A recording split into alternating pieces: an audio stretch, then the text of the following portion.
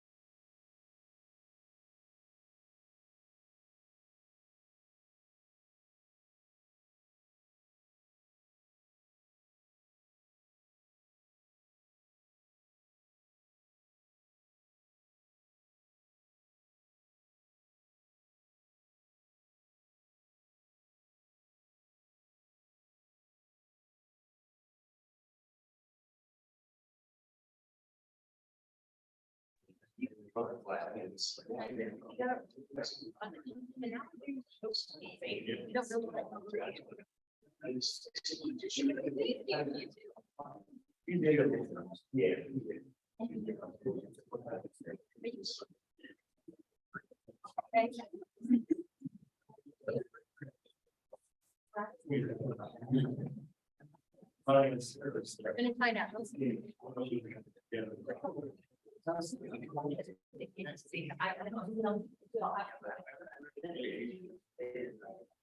Yeah. Okay, I'll get you.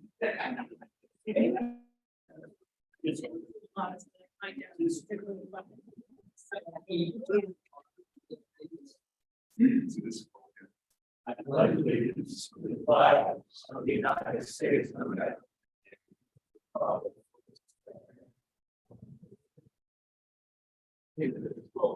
Liberty and justice for all.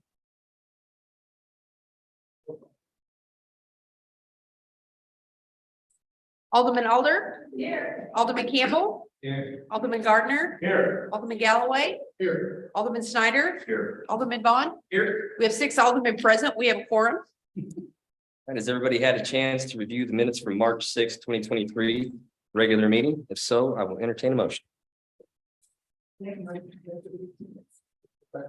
A motion was made by Alderman Alder, seconded by Alderman Galloway to approve the meeting from March 6, 2023 regular meeting minutes. All those in favor? Unanimous. Okay, moving on to first reading of bills and resolutions. Mr. Galloway. Your Honor, I move that we replace bill number 3436 on its first reading by title only. Second. Motion was made by Alderman Galloway, seconded by Alderman Gardner, to place bill 3436 on its first reading by title only. All those in favor? An ordinance amending the corporate boundaries of the city of Ozark, Missouri by annexing certain real property generally known as a parcel approximately 0.48 acres at 1801 South 11th Avenue.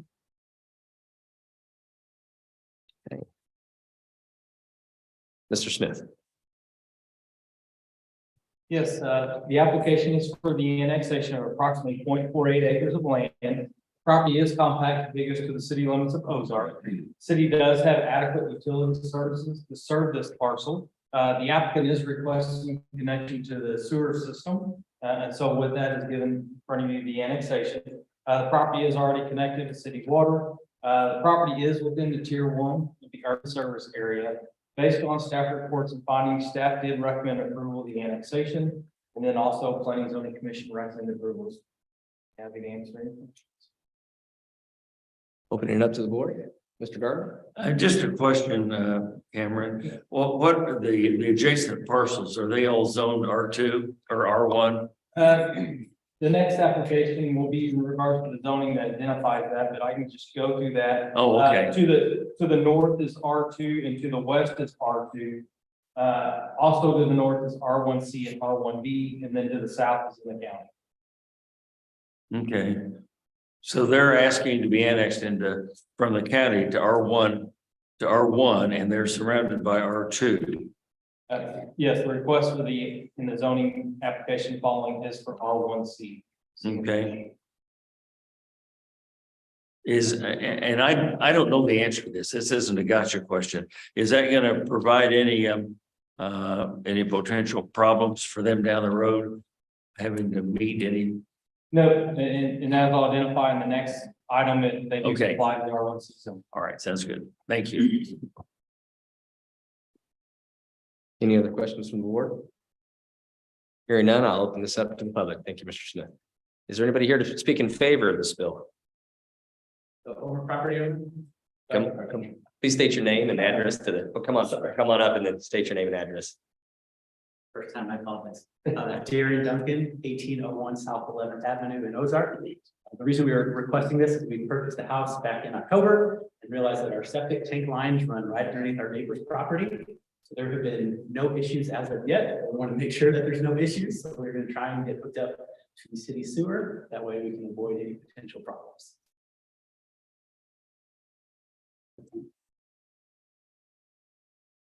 Anybody else to speak in favor of this bill? Anybody here to speak in opposition? Hearing none, I'll close the public portion of this, turn it back over to the board for any further comments or questions. Let's go. You don't need to stand up. I will just say that I appreciate your reasoning. It's also a positive just to unhook a septic system in our area with this course of geography. So you obviously have my support. Any other questions? Comments? Okay. Hearing none, I will close this and we'll pick it back up on the next legislative meeting. Moving on to the next bill. Mr. Galloway. Your Honor, I move that we place bill number 3437 on its first reading by title only. Motion was made by Alderman Galloway, seconded by Alderman Gardner to place bill 3437 on its first reading by title only. All those in favor? An ordinance amending the zoning code and official map by changing the zoning classification of certain property located at 1801 South 11th Avenue.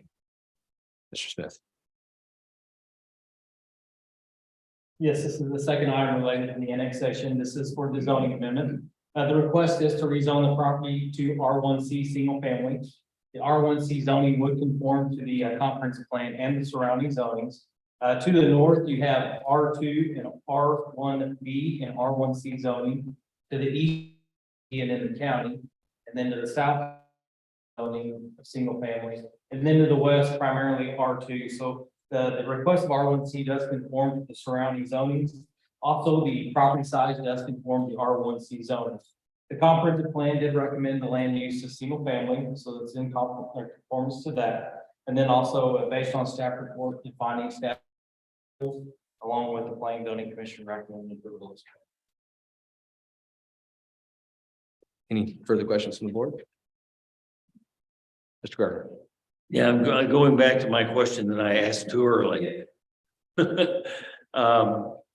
been in the county the whole time as as residential, single family residential. At the time, at least two properties around them were brought into the city and zoned R2. Was the R2 at that time required to put up any kind of a buffer between? No, not that I'm aware of. I think it's been in the county for quite some time. Oh, yeah. In our packet, we have noted that if they ever do redevelop this property, they would have a buffer to the north side and the west because of the single family to the R2 zoning. And saying that if the R2 would ever redevelop, they potentially would have to build that up. Well, I'm more concerned about the gentleman tonight that's asking for the zoning and annexation. I guess if they were going to apply for some sort of zoning change, perhaps it might require a buffer. But is there that could happen that would cause the applicant tonight to have to put in a buffer himself down the road? Yeah, if it at some point, let's just say the house was demoed and reconstructed, when they pull a building permit, yes, they would have to install that buffer to the north and west, and that is noted in our packet about the buffer on the slides. Yeah, I saw that. I think that's probably, it's too early to get concerned about it because it hasn't happened, but it would be a shame if it were to happen. That, at that point, we just follow the zoning ordinance, and that's what we are. Right, I understand. Okay. Mr. Campbell. Trail connections. Am I reading this correctly that there is, I guess, a potential for a future trail easement to take place there? Or does that occur now or down the road? Anything like that would occur down the road for development. If something is Okay. required, then yeah, at this point, they're just annexing in the city and zoning what the existing facility would accommodate their zoning. They're not proposing to do any improvements as far as pulling and building. I got you. Okay. Any other questions? Thank you, Mr. Schmidt. I'll open this up to the public. Is there anybody here to speak in favor of this bill? Same thing as earlier. Anybody in opposition?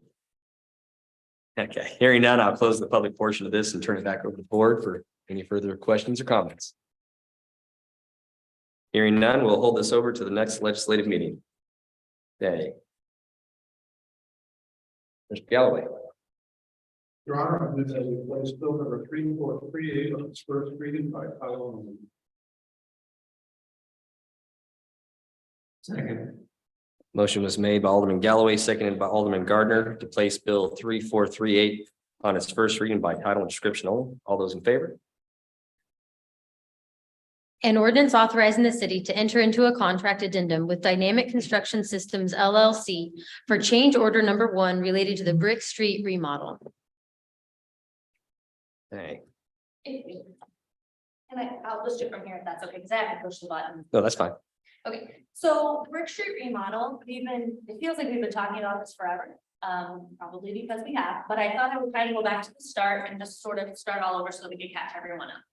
So Brick Street is located where the police department, the public works field office is. There used to be an old church in there and then municipal court was inside there. So these are the 4 sections of basically what it looks like. So you've got law offices right here, old church and municipal court, and then you got the public works field. Phase 1, which is what we're talking about, is basically the municipal court facility and the space that was used for Matthew's church, which is this middle red section that we've got right here. A timeline, and this is why it feels like it's taken forever, because it has. We put this out to bid in April, May of last year. We received 1 bid response, and it was a non-qualified bid. Came in approximately about $1 million, but it wasn't a qualified bid, so we kind of had to throw it up. At that point, we were like, okay, this isn't good. This looks like maybe it would be more of a winter job for somebody because prices were kind of high, construction costs were a little high, so we thought this will be a better winter bid sort of situation. So we sent bid packets out for a second time. They were received on December 8th. We did a pre-qualification meeting. There were 13 people there at a pre-bid meeting, and then we received 4 qualified bids. From there, as you remember, you guys approved a contract with Dynamic Construction, and that was on January 17th. Right now, we're requesting a change order for an updated floor plan. Floor plan 1 basically looks like this, and yes, I realize that you can't read that. I can't read it either, and I'm way closer than you guys. Basically, this is this small, open, like universal office space. Is what it is. These are offices. This is the men and women's bathroom, and this is the storage space. So this is floor plan 1, which is what was approved on January 17th. Floor plan 2 is a redesign, and you can see this little bubble area that's around the outside of it. Basically, the revision request is for a storage room, which will be right here, my cursor, in this top left section. A locker, which is a room with lockers in it, and a men's and women's restroom with showers, and this will be for the police department. You might ask yourself, what is the opportunity cost for this? Well, let me tell you.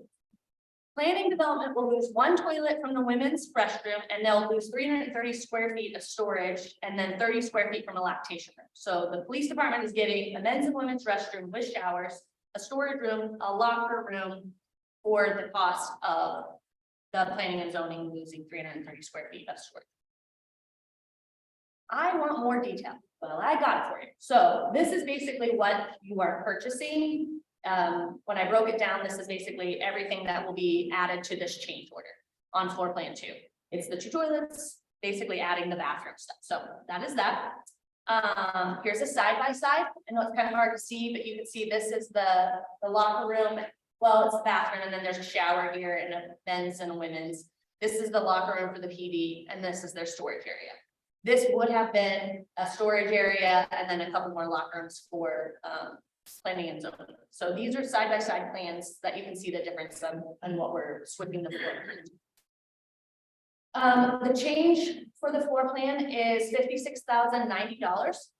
The new total for phase 1 will take the total to this $671,010. Just as a reminder for budget, we had budgeted $475,000 in the 2023 ARPA funds, and then the rest would.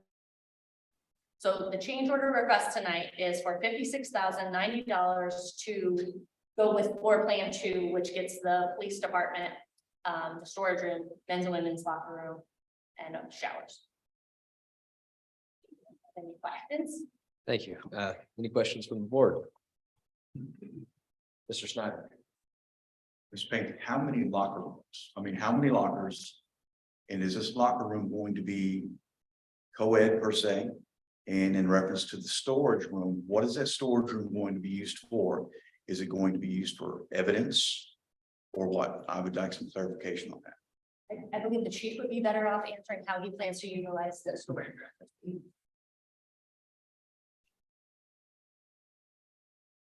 And I have a 2-part question to this too.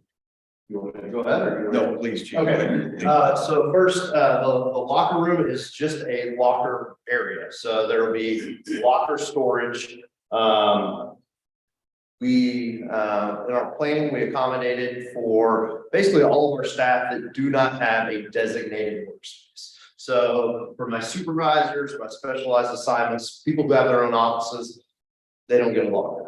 They will store those things in their office space, which we provide them locker space or other storage space in those offices. So I anticipate about 30 lockers being able to go into that room, which will accommodate my patrol staff or the staff that does not have a designated workspace. The storage room on the top side of that rendering, as you're looking at, that's going to be used for a lot of our training aids, different supplies that right now, if you've been through our PD, we kind of find a hole and have to put them in there because we don't have designated storage space. It'll also be utilized for really our overflow of different things, like even things just like paper and things like that. But initially we use things for like our red man suit, which is a defensive tactics training suit, our canine suits that our canine officers have to utilize to train in. We're looking at different solutions to where we can put our police bikes up on the wall out of the way or suspend them in different ways. I can assure you it's going to be, it'll be full the minute we get the storage room. So. Am I your second part? I'll hang out, just know. Second part of my question. When Ms. Payton, you and I talked about this last week, there was some indications that there was going to be a repair made to the roof. And the roof is going to have to be replaced, to my understanding. Can you tell me how much money we're going to have to invest in a new roof? And if that structure is sound to support a new roof, and what type of damage has been done from the water leaks from the existing roof? Yes, sir. We actually have this on the non-legislative session. We'll have an entire presentation on Thursday on the roof with pictures and everything for it. From my recollection, it is about $250,000 to replace the roof. It has been looked at by a roof specialist, the one that is doing the building right now, and it has also been looked at by our engineer. That's Okay. Have there been any indications that there's that the walls have been compromised in any way due to water damage or anything like that? no, sir. Not And that if they, you've seen any of that, while we've torn up, we've got a good middle section already missing and there's no water inside. okay, so we have been told and guaranteed there is no other damage before we proceed with any other repair on this building. Is that correct? That is my understanding. Okay, I would definitely like to get some clarification on that, because I do have an issue with this.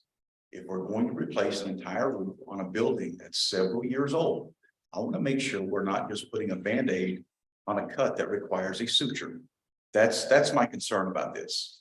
I've seen in the past where buildings have been repaired with a roof, and then the whole structure collapses in on itself because the proper inspection was not made. I just want to make sure that we're not wasting money on this. That's my biggest concern.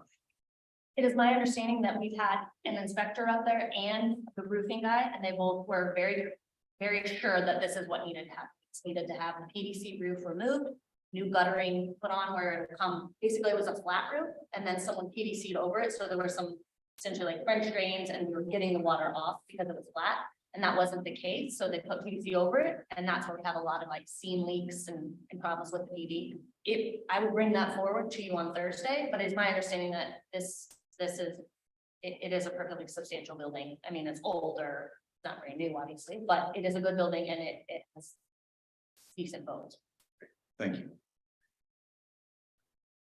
I would also like to mention that there has been a request to expedite this, and I'm going to read you a paragraph from the construction company.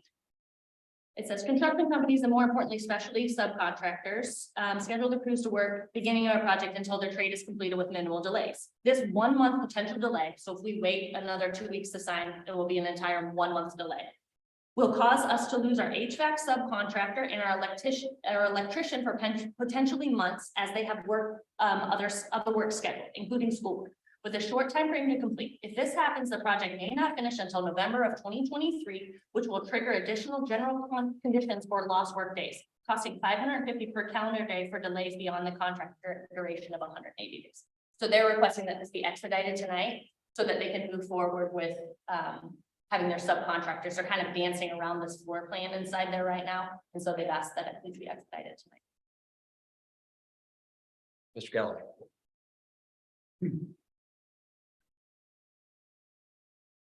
It's because I'm the sponsor, I would be the one that would be moving to expedite, but I do want to handle Alderman Snyder's concern. Because I'm sure what he is saying as well, rather not commit unless we're certain that the issue that he raised is addressed. I wonder what the workaround for that is. Do we have we're putting you on the spot, and I was out for vacation. You wouldn't have had an opportunity to talk to me, and I didn't have a chance to talk to you about it before the meeting, but what assurance can we provide as to the issue that was raised by Alderman Snyder, that we do have a building that can withstand the roof repair? I guess I should just remind the board that this is already under contract and we're moving forward, and this is just a change order to change the floor plan. We have now went into taking that roof inspector up there. So this is just a change plan for the 56,000. The contract has already been approved and it is moving forward. But as we start to go to the next phase, that will be the roof. And I have an email from the engineer saying, hey, this is where we've done this before. We've seen this many a times. We've looked at your roof. Here are pictures of it, which you will all see on Thursday. And this is a suggestion and a recommendation. Okay. Generally, we believe that our contractor, it is Cochran Engineering, and they have had eyes on it numerous times. Okay, and it sounds like what I'm hearing you say is we're already doing work on the building that's hundreds of thousands of dollars worth. We are in it for $640,000 right now is the contract, and then it might be a little less than that. And then 56,000 is the change order that we're requesting tonight to just change the floor plan from floor plan 1 to floor plan 2. They already have this all demoed, and they're starting work inside there, which is what the exposed wall that they haven't seen any water damage with the exposed walls on the inside. So I think what you're saying is that you believe due diligence was already done, but if it wasn't, we're already pretty well deep into this project. And the $56,000 that's approved, the price could go up substantially because of delays if we don't enact it. But I guess the other thing that I think I'm hearing you say is that before we put a roof on it, we would look if we would make sure that we've done our due diligence. I'm not saying that it hasn't been done, but you weren't prepared for this question. Maybe by the non-legislative session, we could have an answer to you to address Alderman Snyder's concern.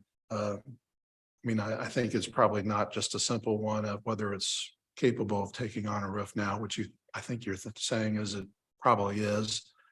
But if it's not, it's probably not one of just erasing the project. It would just be taking steps to make sure that the building was shored up to withstand a roof. Am I hearing that right? They will have to reroute how the water gets off of the roof, and that is part of the specs that I've seen as we're starting to develop, going through specs and putting it out. That's what we're looking at right now, is how that water will get off the roof with Well, the copper.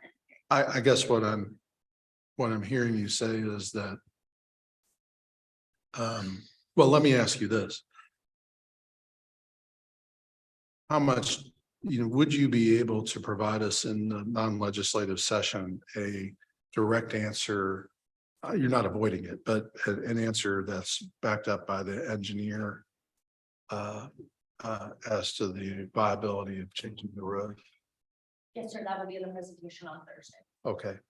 Alderman Snyder, would that take care of your concern for expediting this one? Absolutely. Okay, then I move to expedite. I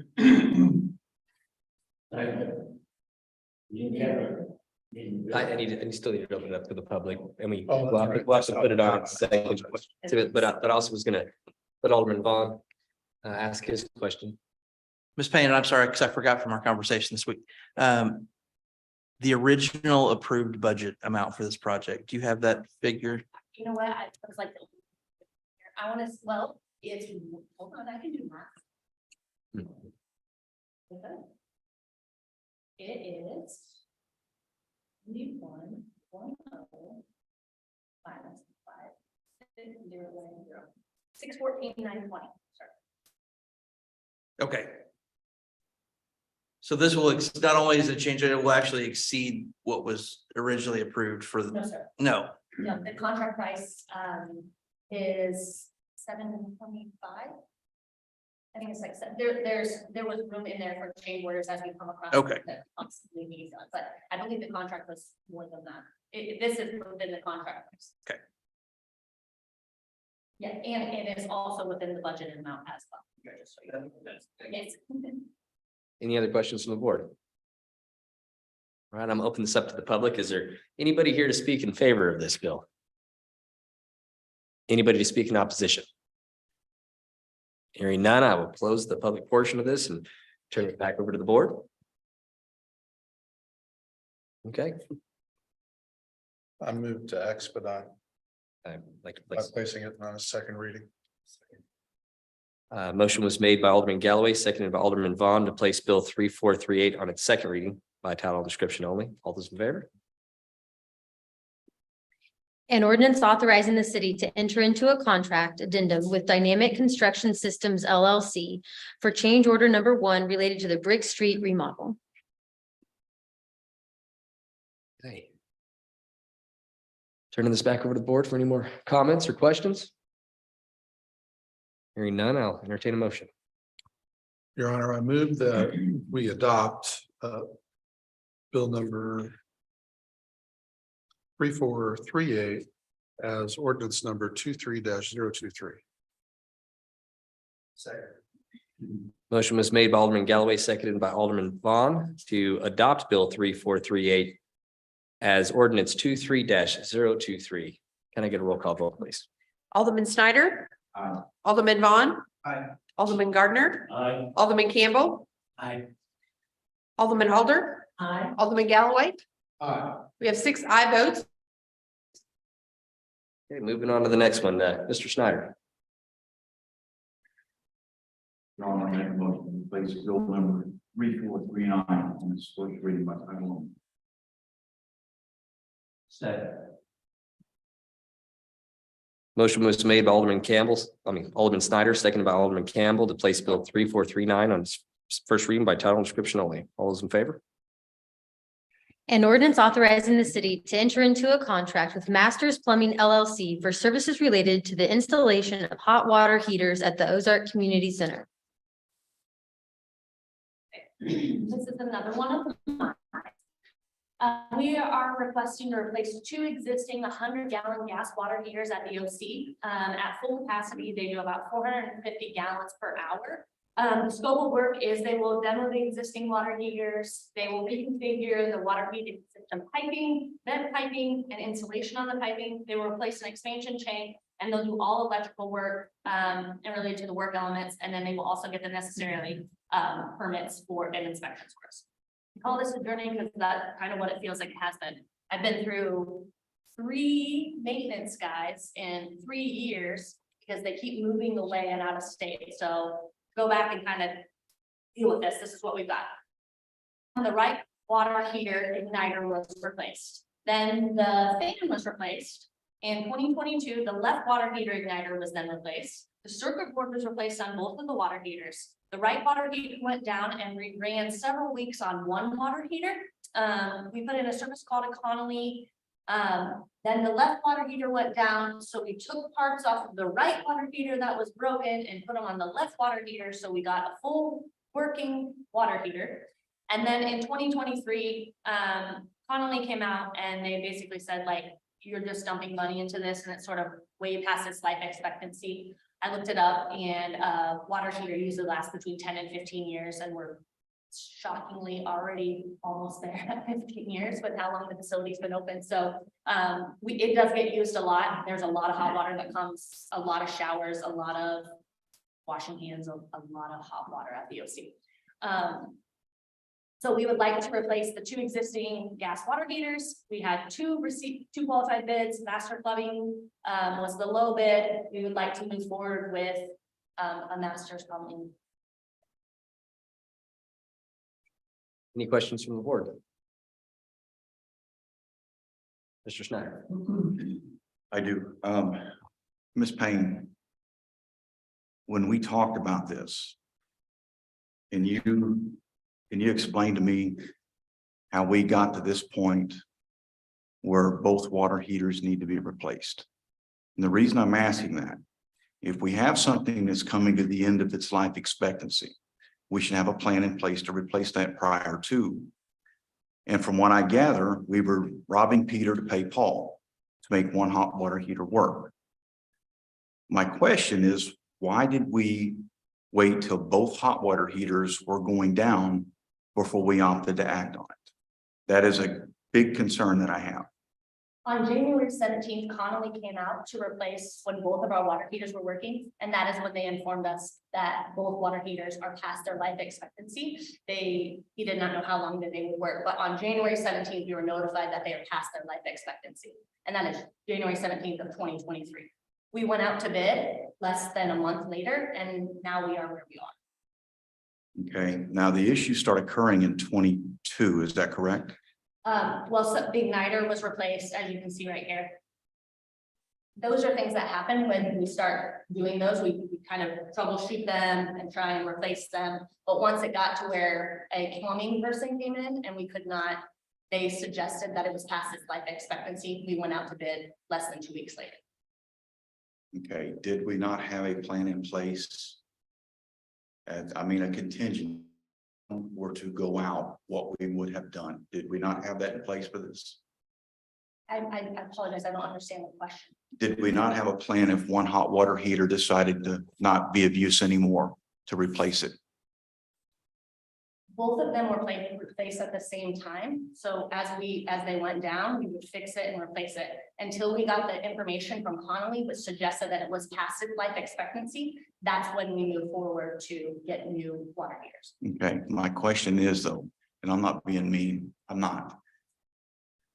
This is $51,000. Okay, $51,917 at one time. My question is, could we have prevented this by replacing one heater prior to the other one No, when it sir. first went down? We actually have this in the budget, so it was set to be replaced. So it is on time, on schedule. We went out to bid, we followed the protocol, we got information. Do we have a regular maintenance plan on these hot water heaters that has occurred over the last several years? We have preventative maintenance plans for the whole entire OC, sir.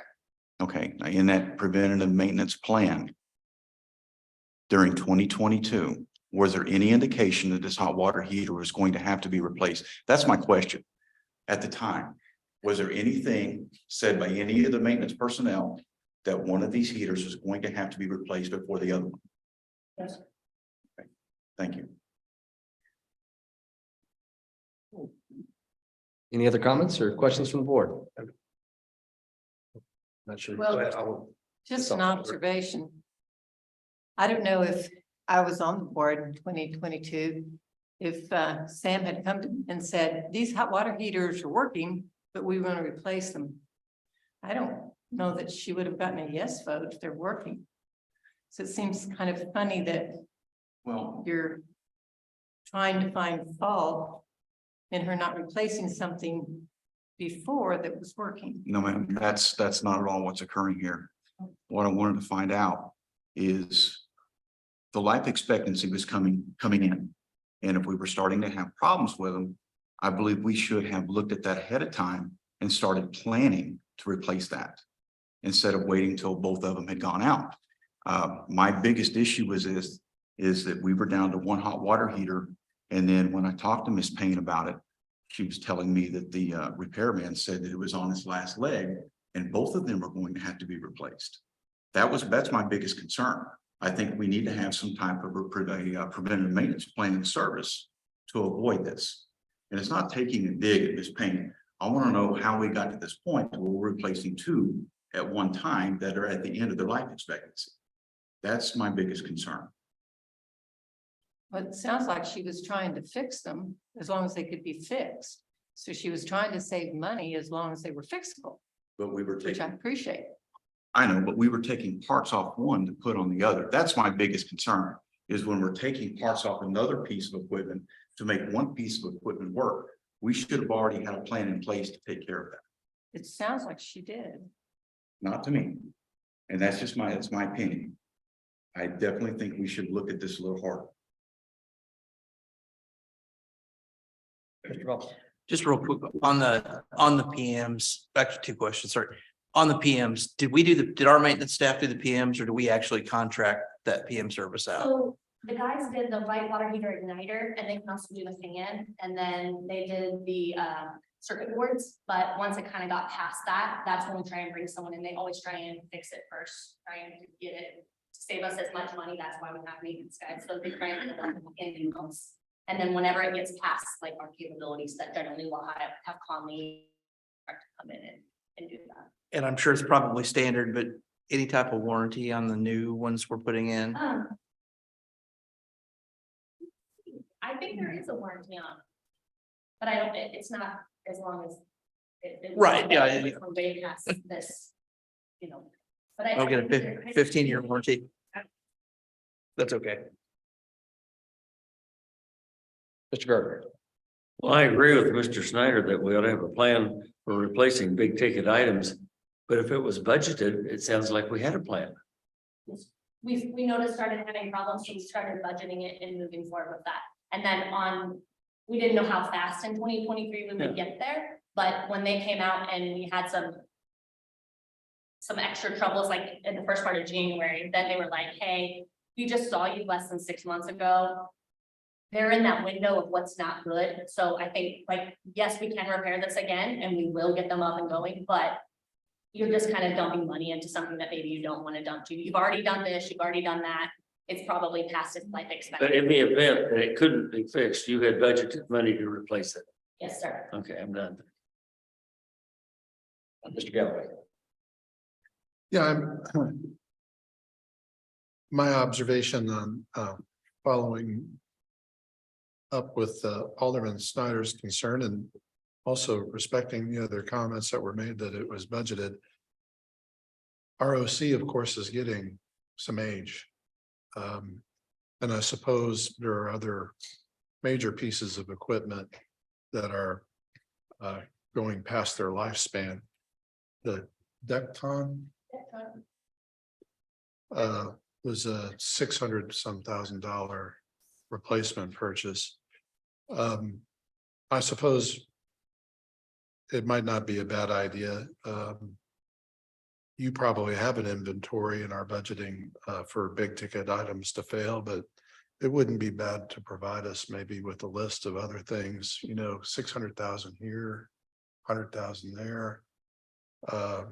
Just so that we're kind of aware of what happens. And I know there's a larger issue is that we're going to have to do something with the OC.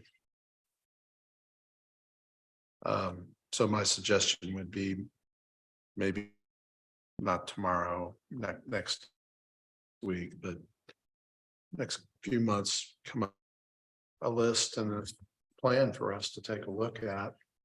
Because it is, I think, our most popular park amenity, isn't it? Thank you. Mr. Vaughn. This last question, estimated downtime for replacement. Actually, they'll get it done pretty fast. They said they can get it within 2 weeks. When I in a couple hours, just. Okay. It shouldn't be very long. For this, try and avoid morning showers. Midday. And are the two that we currently have working at all, or are they completely? Kind of. Okay. Any other questions or comments from the board? Don, I will open this up to the public. Is there anybody here to speak in favor of this bill? Anybody to speak in opposition? Hearing none, I will close the public portion and turn it back over to the board for any further comments or questions. Ms. Alder. Sam, I was just curious, these are the hot water heaters. They do not heat the pool, or they do heat the pool? No, they don't heat the pool. They do showers, hand washing stations. The concession stand has its own water heater, like a little one that stays in there. That way it's just easier for us to monitor to make sure it stays hot, and that kind of is self-contained. So it'll basically be showers, hand wash, sinks, stuff like that. Okay, thank you. Any other questions or comments? Hearing none, we'll hold this bill over to the next legislative meeting. Mr. Galloway. Your Honor, I move that we place bill number 3324 on its first reading by title only.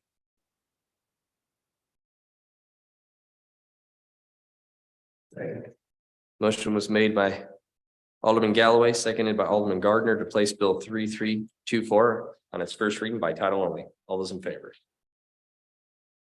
An ordinance amending the municipal code of the city of Ozark, Missouri, chapter 405 relating to zoning regulations.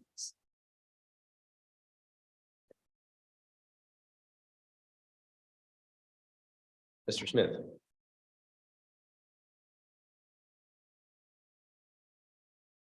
Yes. The ordinance that's on the agenda this evening is the same ordinance that was on the agenda that was tabled in December 20th of 2021. I know that you all recall we've had several meetings following that, discussing some alternative revisions. But right now, this evening, it's still the original ordinance that was tabled in 2021. To kind of give you an overview of that ordinance, there was several revisions in this ordinance, but it primarily was geared toward removing or retiring R1, A, B, C, and D single family ordinances and proposing a new RSF1 and RSF2 ordinance. So if you like, I can kind of I'll go through the revisions that's noted in the 63-page revision document that's in front of you. Be happy to answer any questions. And again, just to remind you, we did have several meetings, I guess they were non-legislative meetings to talk about revisions, but to this point, we've never had any formal direction on proposed amendments. So again, before you this evening is that tabled ordinance. And as you recall, the last time I think we made page 2 and stopped and we're at that table. But just starting with this ordinance on page 2, in the ordinance, you will see it still has the definition in here for the accessory dwelling unit. That was an item that was originally proposed. It has had some follow-up discussions, often since then, but it is still in this ordinance. So we're defining what an accessory dwelling structure is on page 2. Moving on into page 14 of the definitions. We've added the definition for retired. As we discussed before, the 4 existing ordinances of RSF or R1A, B, C, and D, we're going to note those as being retired because of the replacement of the new RSF 1 and 2. In addition, there are a couple other ordinances, I believe at least one mobile home is retired as well, that we further defined in this revision. So that was all that was changed in the definitions until you get to page 18, and that's where we're starting to establish these new zoning districts. We have noted in there about retiring those 4 and then defining RSF 1 and RSF 2.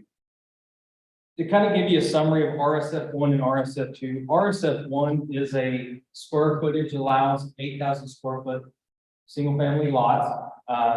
Our current R1A is 20, R1B is 15, R1C is 10, and R1B is 7. But during that time, staff had worked with the board and the commission regarding the RSF1, kind of determining what that square footage allowance was. And it was determined at that time 8,000 square foot would be the allowance for RSF1. So kind of moving forward then on we might have skipped page 18, no, got 18, moving on forward to the next revision on page 19. That's where we're starting to bring in some of the revisions that are affected by this change. So the first one on page 20 is the agricultural zoning. This is only being amended or modified because we're moving it within the zoning ordinance. It's changing from 405 to 10, I believe, to 405 205 to accommodate some amendments. So the only thing there to note of amendment is just the fact that it's getting renumbered. And then also toward the end of that on page 22, we are adding in the clarification about accessory dwelling units. And then beginning on page 22 is kind of defining this RSF1 zone. Again, it's kind of a similar zoning from our previous zoning or the current zoning that we have throughout the chapter, but we are one with the 8,000 square foot lots. The following portions of the zoning regarding parking, landscaping, dimensioning, that all conforms to what was originally in the zoning as we're moving forward. The next revision would be on page 24. We're actually starting to define the second ordinance, RSF2. The RSF2 zoning is not determining a minimum lot size. It's based on no less than 3 units per acre or lots per acre and no more than 7 lots per acre. This was the ordinance that was trying to define some flexibility for applicants or developers to work with the topography, work with the land, natural amenities such as floodplains, drainage ways, sinkhole, to where they can maximize the lots on this property, but not I guess, eliminate some of those amenities or green space. And this gives them the flexibility, like I said, to cluster some lots around some of those available spots while maintaining some common areas. In addition, the RSF2 did propose and note some amenities with this ordinance. In some of that trade-off of allowing these smaller lots, potentially, we are requiring amenities such as common areas, a swimming pool, green space. We are also noting some requirements about garage placements on homes, front porches, elements of the structure. And then moving forward, revision on page 33. I guess me back up, page 24 through 32 does kind of highlight the RSF2 zoning ordinance and what those amenities are and allowances are. On page 33, for the most part, several pages following this is just noting that retirement. So page 33, we're noting retiring R1A. And then on page 35, noting the retirement of R1B. Page 37, noting the retirement of R1C. And then page 39, noting the retirement of R1D. So again, we are keeping these ordinances R1, A, B, and C, and D in the ordinance book, just for references when there's a property out there that's got this existing zoning, where they're not rezoning the property. So we got some guidance to follow, but staff would not be recommending or proposing any new applications, assuming this ordinance will be putting in place new applications moving forward with those 4 zoning districts for single family. They have to select R1 or RSF1 or RSF2. Moving on to page 41, which is a lot of the revisions following this is just an updating reference in single family to the new zoning districts. So on page 41, we're just replacing the R1A with the RSF1 for reference. In addition, it does note in the existing R2, 2-family dwellings or single family dwelling with accompanying garage apartments. By our new RSF1 defining accessory dwelling units, that language is no longer needed, so we're just striking that through the ordinance. Then moving on to page 43, again, in our R3 zoning, we are just updating the reference for RSF1 as opposed to the R1A that's this time. Page 44, this is the beginning of the section noting the retirement of the mobile home zoning district. Again, we will accommodate, keep that within our ordinance. I think we have 3 locations that have the zoning currently that they can develop on as far as mobile home, but we're not accommodating in any new zoning or request for mobile home.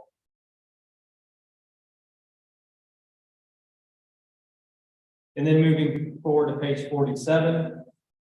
Again, office warehousing, starting there, we are updating on page 48 references to those single families that we're retiring. I would like to point out on page 48, you will see 2 items C. That's an error that we had as far as a typo copy paste. That first C in there, if you scroll up, Sam, that first section of C, that'll be stricken from the when it comes back for second reading. The second C is the one that should have been in there. It's just an oversight that we had and never did correct following that first proposal in December of 2021. And then moving forward on page 50. This section is noting under the PUDs, again, just updating references to the single family names, and that's specifically on page 51. Page 59, this is our section in the ordinance of 405-420 regarding our dimensional requirements and setback. This is where it actually gets into the specifics of detailing and defining the square foot minimums, setbacks on property sides, and some of the criteria at the end regarding the fire district requirements. But again, that should be on page, starting on 59, actually on page 60. Again, in highlight red, RSF1. Again, the setbacks, minimum front yard 25, side yard 10, rear yard 20, very similar to some of the existing districts we have in place now. We mimicked R1C that we had in place for those setbacks, and then noting the minimum lot size of 8,000 square foot, and then minimum lot frontage width of 50 feet. We pulled the 50 feet from our existing R1D to try to mimic that section. And then again, on RSF2, we do note the minimum setbacks are front, rear, and side. We do have some considerations for varying some setbacks depending on the proposal. And then again, the minimum lot size is innate because it's based on units per acre of no less than 3 or no more than 4 units per acre. And that's a total calculation. So if you have a 100-acre property, you're going to include all your roads, common areas, whatever it might be in that calculation. You don't subtract it out. That will be part of their overall calculation. And then on page 61, at the end of that, we just noticed some references on item number 6 regarding the setback, some considerations of varying that setback. And then also number 7, we had noticed that we really didn't have anything to define about the minimum requirements in the fire code. We just made note of the make sure we follow those. And then the last page, page 62, that is really just to kind of define what the retirement zoning districts, what that really means. And so we placed this in just for a reference on how we proceed forward once we retire any zoning districts. So with that, I know that was fairly quick, but I'd be happy to answer any questions. Again, I know we've talked about this for quite some time, a few years now. Kind of some proposed. Yeah, well, who was first there? I wasn't looking, I just punched about it. Go ahead. Alderman Galloway was first. I think I was second. I'll first, just remarks to the board. I want to thank the mayor for placing this on the agenda. I want to explain why I asked that this be put on the agenda. As a board, as a body, with the exception of Mr. Bond, who just came on recently, we have discussed this ordinance in some detail. And I have a saying, I just hate to conquer the same ground twice. And we have an election coming up. Oh, no, sorry, and we've tabled this. We have an election coming up and this board is going to be reconstituted in some manner. And then the debates and discussions would have to start all over again if we want something done along these lines. And we've spent a lot of time talking about it. There's been staff time invested in it. And it seemed to me that we ought to culminate this ordinance one way or another. With who have looked at it in depth the most. Now, that was my remark, but I just wanted to preface that. So please don't blame the staff for bringing this forward. I just wanted to see this either pass or fail and not deal with it again. Now, the second thing is I had a question, a couple questions for Cameron and then a couple remarks. If that's okay. Yes, sir. Cameron, if you can remind us, what was the motivation for our board to ask you to investigate this kind of amendment? This, I would venture to guess probably 2018, 2019, that timeframe. Staff was seeing some struggles with requests of single family zoning districts that the applicants or developers wanting to see versus what was coming through the commission board and either getting some feedback and approval. For the most part, every applicant's going to request R1D, 7,000 square foot. Based on the comprehensive plan and generally the surroundings, that is something staff would recommend approval for because it is still single family. I would say probably 85–90% of the city appears to be R1C, which is the 10,000 square foot lots. I suspect that was probably because R1D wasn't put in place until around 2009, and that was the smallest lot size that we could request. So when R1D was put in place at 7,000, that started staff seeing a lot of requests for just that zoning district. In staff's eyes, whether it's 20,000 square foot or down to 7, at the end of the day, that's not a big difference. I mean, when you're abutting to county developments at 3 to 5 acres, there's no way we'll ever get to that size. Now, these are minimums. A developer can go larger. Also, smaller lots is what I would call better return on investment. We're getting more requests for density, and density is better for the city as far as development. You're getting more development on our infrastructure to recoup the payback or service that infrastructure. I will continue to see these smaller lots. And to be honest, that's the new norm. We are seeing applicants wanting small lots, less to take care of, less to maintain. We had reached out to neighboring city of Nixa, did a tour there where a lot of their nicer developments were smaller lots. They're finding developers would invest more in the amenities, in the green space, and the aesthetics and feel of the development versus the loss that they have on lots. In addition, we did compare, this is kind of back when we compared to surrounding cities and counties, Greene County, Springfield, Nixa, Republic, Branson, Christian County, And next, all the surrounding neighbors and what we were finding was city of Ozark generally was the largest lot size. Even the county accommodated a smaller lot size, Christian County, when they were on municipal waters.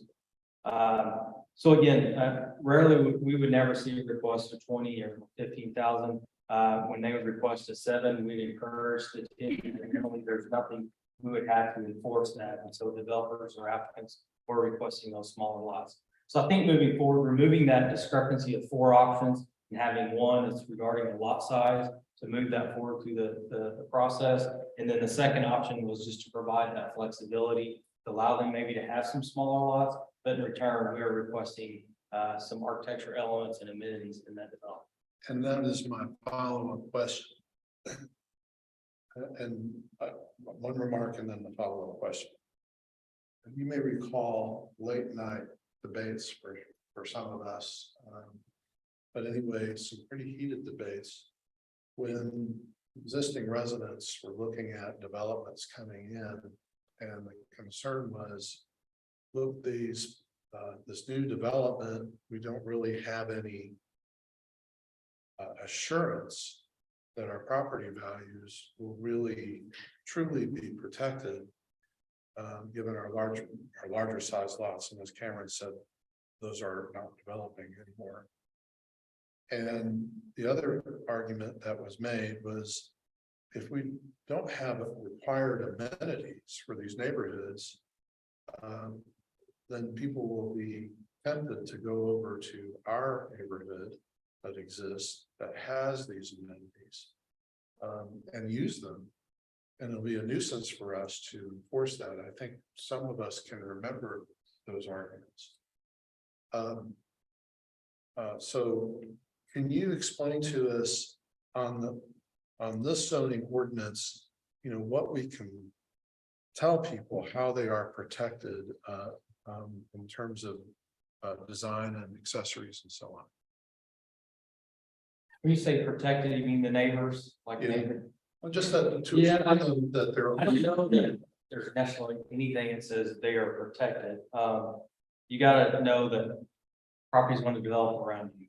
We will infill the city limits. As far as the RSF1, I mean, it like a traditional R1, DR1C, it's a straight 8,000 square foot lot and no additional requirements. We do require HOAs to own and maintain, or the land lot owners in a subdivision own and maintain their common areas. We do require covenants and restrictions. Now in the RSF2, I think that was the trade-off to accommodate those smaller lots. We would require those amenities that maybe after they reach, and it was staged or stair step, where once they got a certain size, they were required to have more amenities, whether starting from a passive open space to a recreation area, then on up to a pool. I'm not going to say that would solve the concern of the neighbors, but we did propose that in RSF2 to maybe get some amenities. Well, I see what you're saying. I guess you're saying we can't guarantee that we solve it, but at least we would have an ordinance in place that started to address it, whereas we don't have one right now. Yes, this is a step in that direction. And then on accessory buildings, is it fair to say that this ordinance does grant us the ability to regulate accessory buildings? This ordinance allows us to permit accessory dwellings. Right now, they are not allowed except in R2. I know that we have some out there, but right now staff cannot permit accessory dwelling unit. I think the actual regulation would come more into that short-term rentals or rental inspections. But in this case, it wouldn't actually regulate unless it's a size thing or driveway, and not necessarily specifically who's in those units. Well, I guess I should have phrased that a bit differently. Well, this allow for my Ward 2, which with the mill downtown area, with the interest in tourism and tourists, there are a number of people that are investing in those homes, these older homes.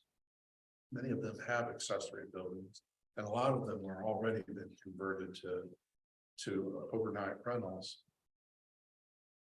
Would allow the city to start regulating that. Whereas right now it's kind of uncontrolled.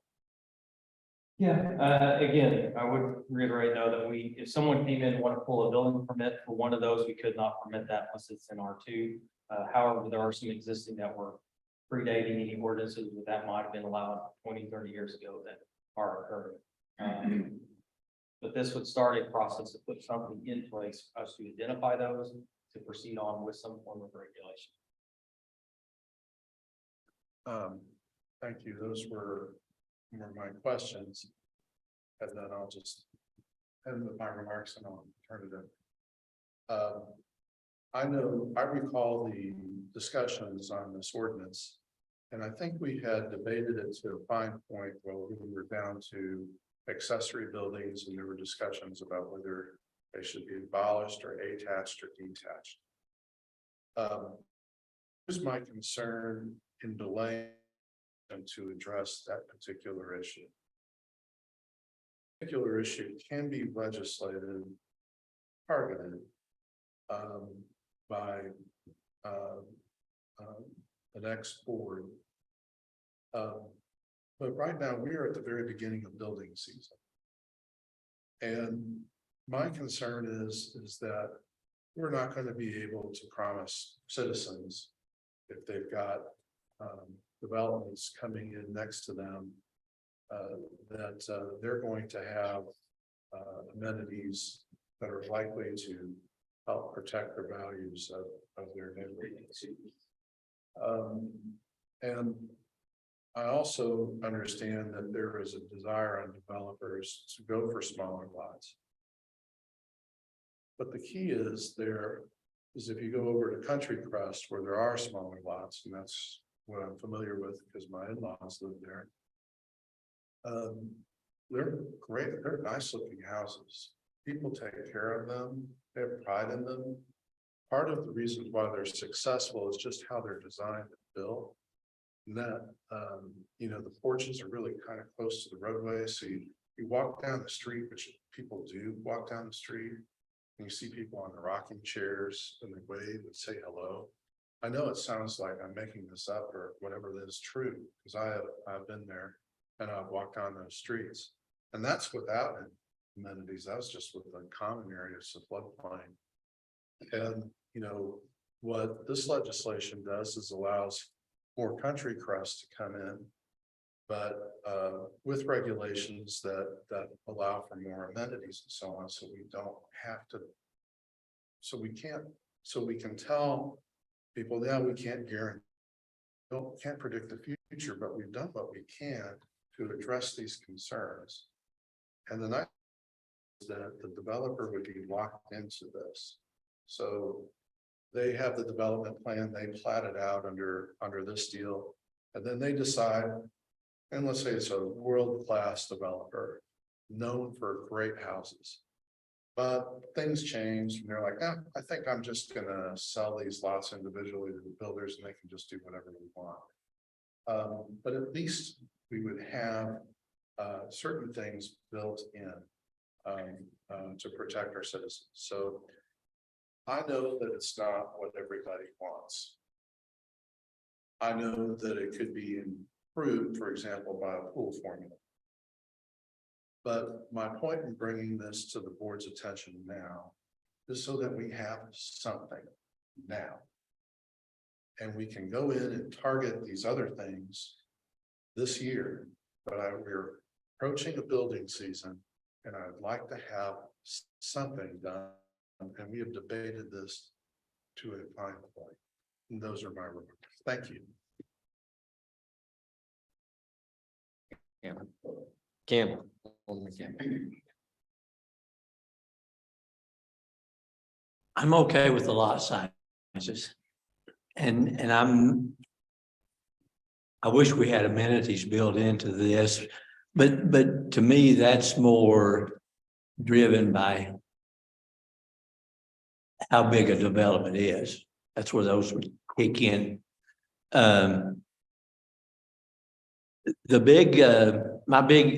My questions are, we don't have a definition of what a single family residential lot is.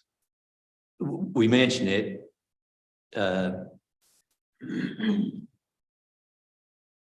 But we don't really say, we mention it within the definition of an accessory dwelling unit. We mention a single family residential lot. Tell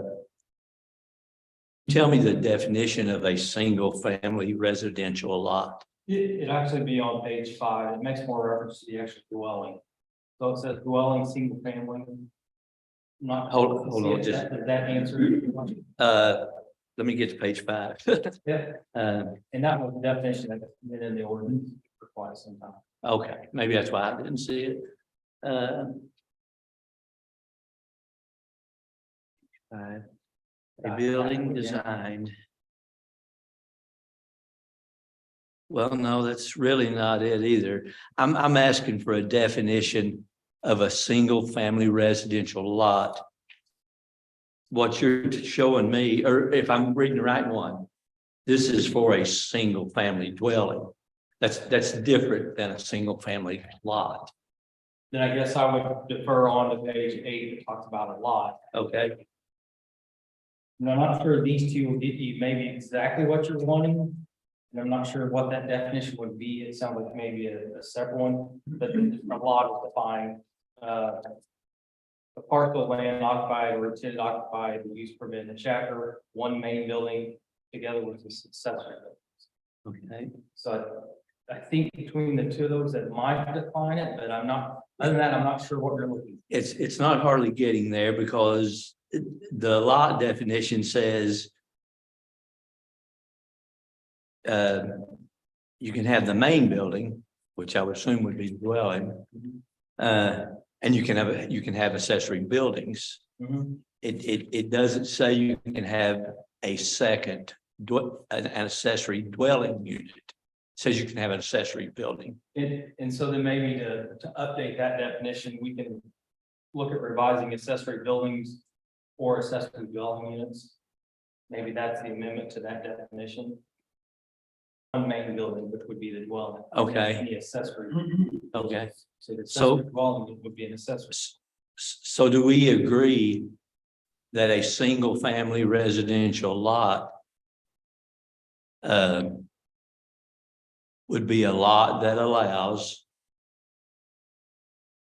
for a single family to be used as a single family resident?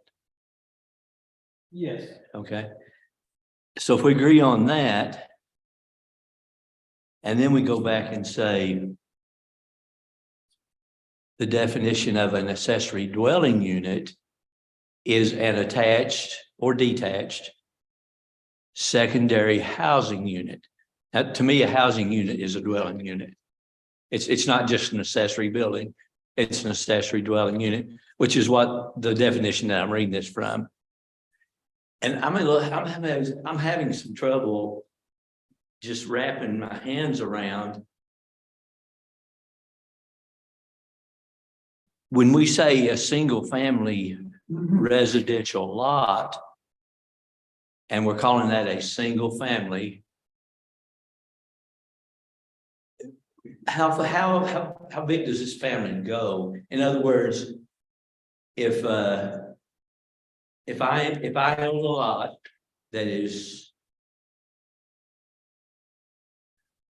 that allows for a single family resident, and I build a house on that and have my immediate family in it, we'll say, okay? And then I say, well, I'm going to build a secondary housing unit. Who is allowed to live in that secondary house? Number one is one question. The other question is, how do you build a second dwelling unit on a single family lot? That it just seems contradictory to me. Well, and that's what the proposed revisions would accommodate that. And then under accessory dwelling unit, the next one's talking about accessory structure, accessory use. So it kind of talks about if they subordinate to a principal structure, which would be a single family residence. So you're saying you have a proposed amendment to this item in red? What this amendment has defines accessory dwelling unit with all the other things in place. Now, to accommodate what you're looking for, maybe there needs to be an amendment to the lot. But the actual accessory dwelling unit, either the accessory dwelling unit or the single family has to be occupied by the owner, one or the other. So the other one could be occupied by, just like someone owned a house and they rented it out for a long-term rental. So they rent it out to someone who's not in their family. Mhm. And we're doing this on a single family residential lot. That's just the part I don't get.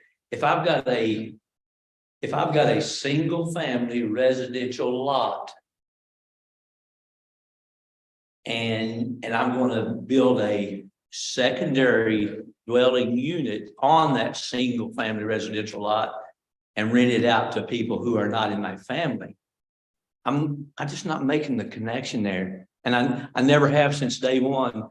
You know, ever how long ago we started talking about this, but I just need somebody to explain to me where I'm wrong on this.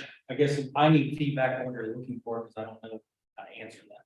Well, I would say if we're going to call it, my feedback, okay, would be if we're going to call it a single family residential lot, let's only allow a single family residence. So I guess what you're proposing is to strike all the accessory dwelling Yes, as I did months and months and months ago. units. I'll let you, propose that to the board, I guess. So I guess that's where we've been at the last 2 years, is we've been. We have, and I don't think we've ever come to resolve on that. That's, yeah, so I don't know the result. Okay. And so I guess now, so now that you've asked me to tell you what I don't understand or what I'm talking about, do you have an answer that you could give me? The only thing. I'm not saying it's a right or wrong answer. I'm just saying I got to have something to convince me that a secondary housing unit belongs on a single family lot. Yeah, the only thing I would propose back to the definition of lot, if we need to add the word, since we're adding language about accessory dwelling units. So if we go to the definition of lot on page 9. Page 8. With 8. Lot, so says the one main building together with accessory buildings, the open space and parking spaces.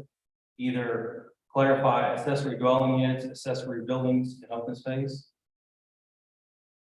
So maybe just add the clarification there that this also includes accessory dwelling units On the lot definition. on the lot definition.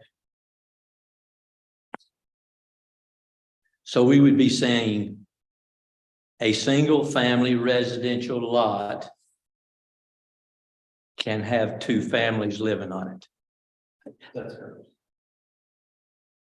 That just seems like it doesn't mean the same. It's like, I'm having a hard time seeing where a single family residential lot can have 2 structures with 2 different families occupying them. It doesn't go together. So that's where I'm at on that. I hope I don't know, we'll see, we can't change that, I guess, without direction, so I'm gonna be happy to modify it, if that's the direction. now, could we do this may be a question for our attorney. Can we do a I know that the sponsoring Alderman, I understand his reason for wanting to get this through because we have talked about it so long and we're going to have a substantial change and then it's just going to go on and on.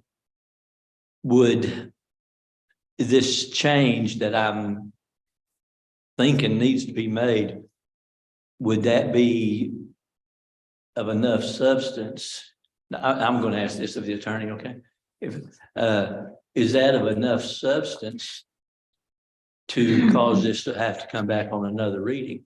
Or is that a non-substantial change that where this could roll on through with a change like that? That would be a substantial amendment to the ordinance. Okay. It would be made by motion tonight if you wanted to make that motion and it was approved.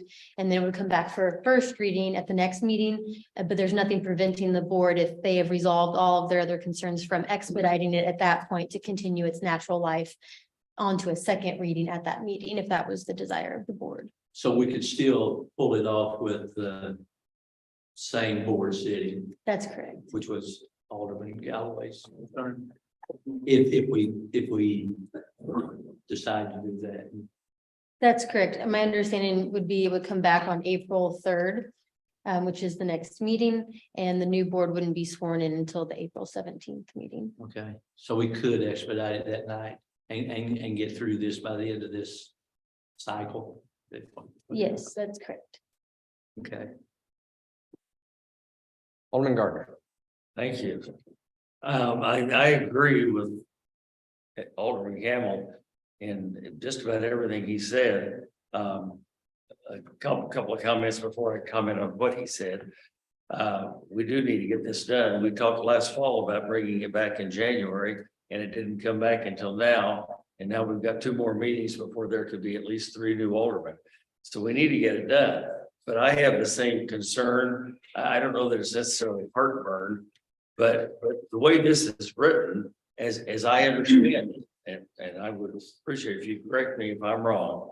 If a single family lot, single family dwelling already on it is large enough to build an accessory dwelling unit with the appropriate setbacks, okay, which there aren't many that would fit that, but if it was, then what you would have is a single family, what you'd have is if you just go with the RSF 1 on page 23, if you would have that dwelling, that classification with a single family house and another house, and that would be 2 dwelling units on a single family house. And to me, that's a duplex. I mean, a duplex is typically attached. I realize that.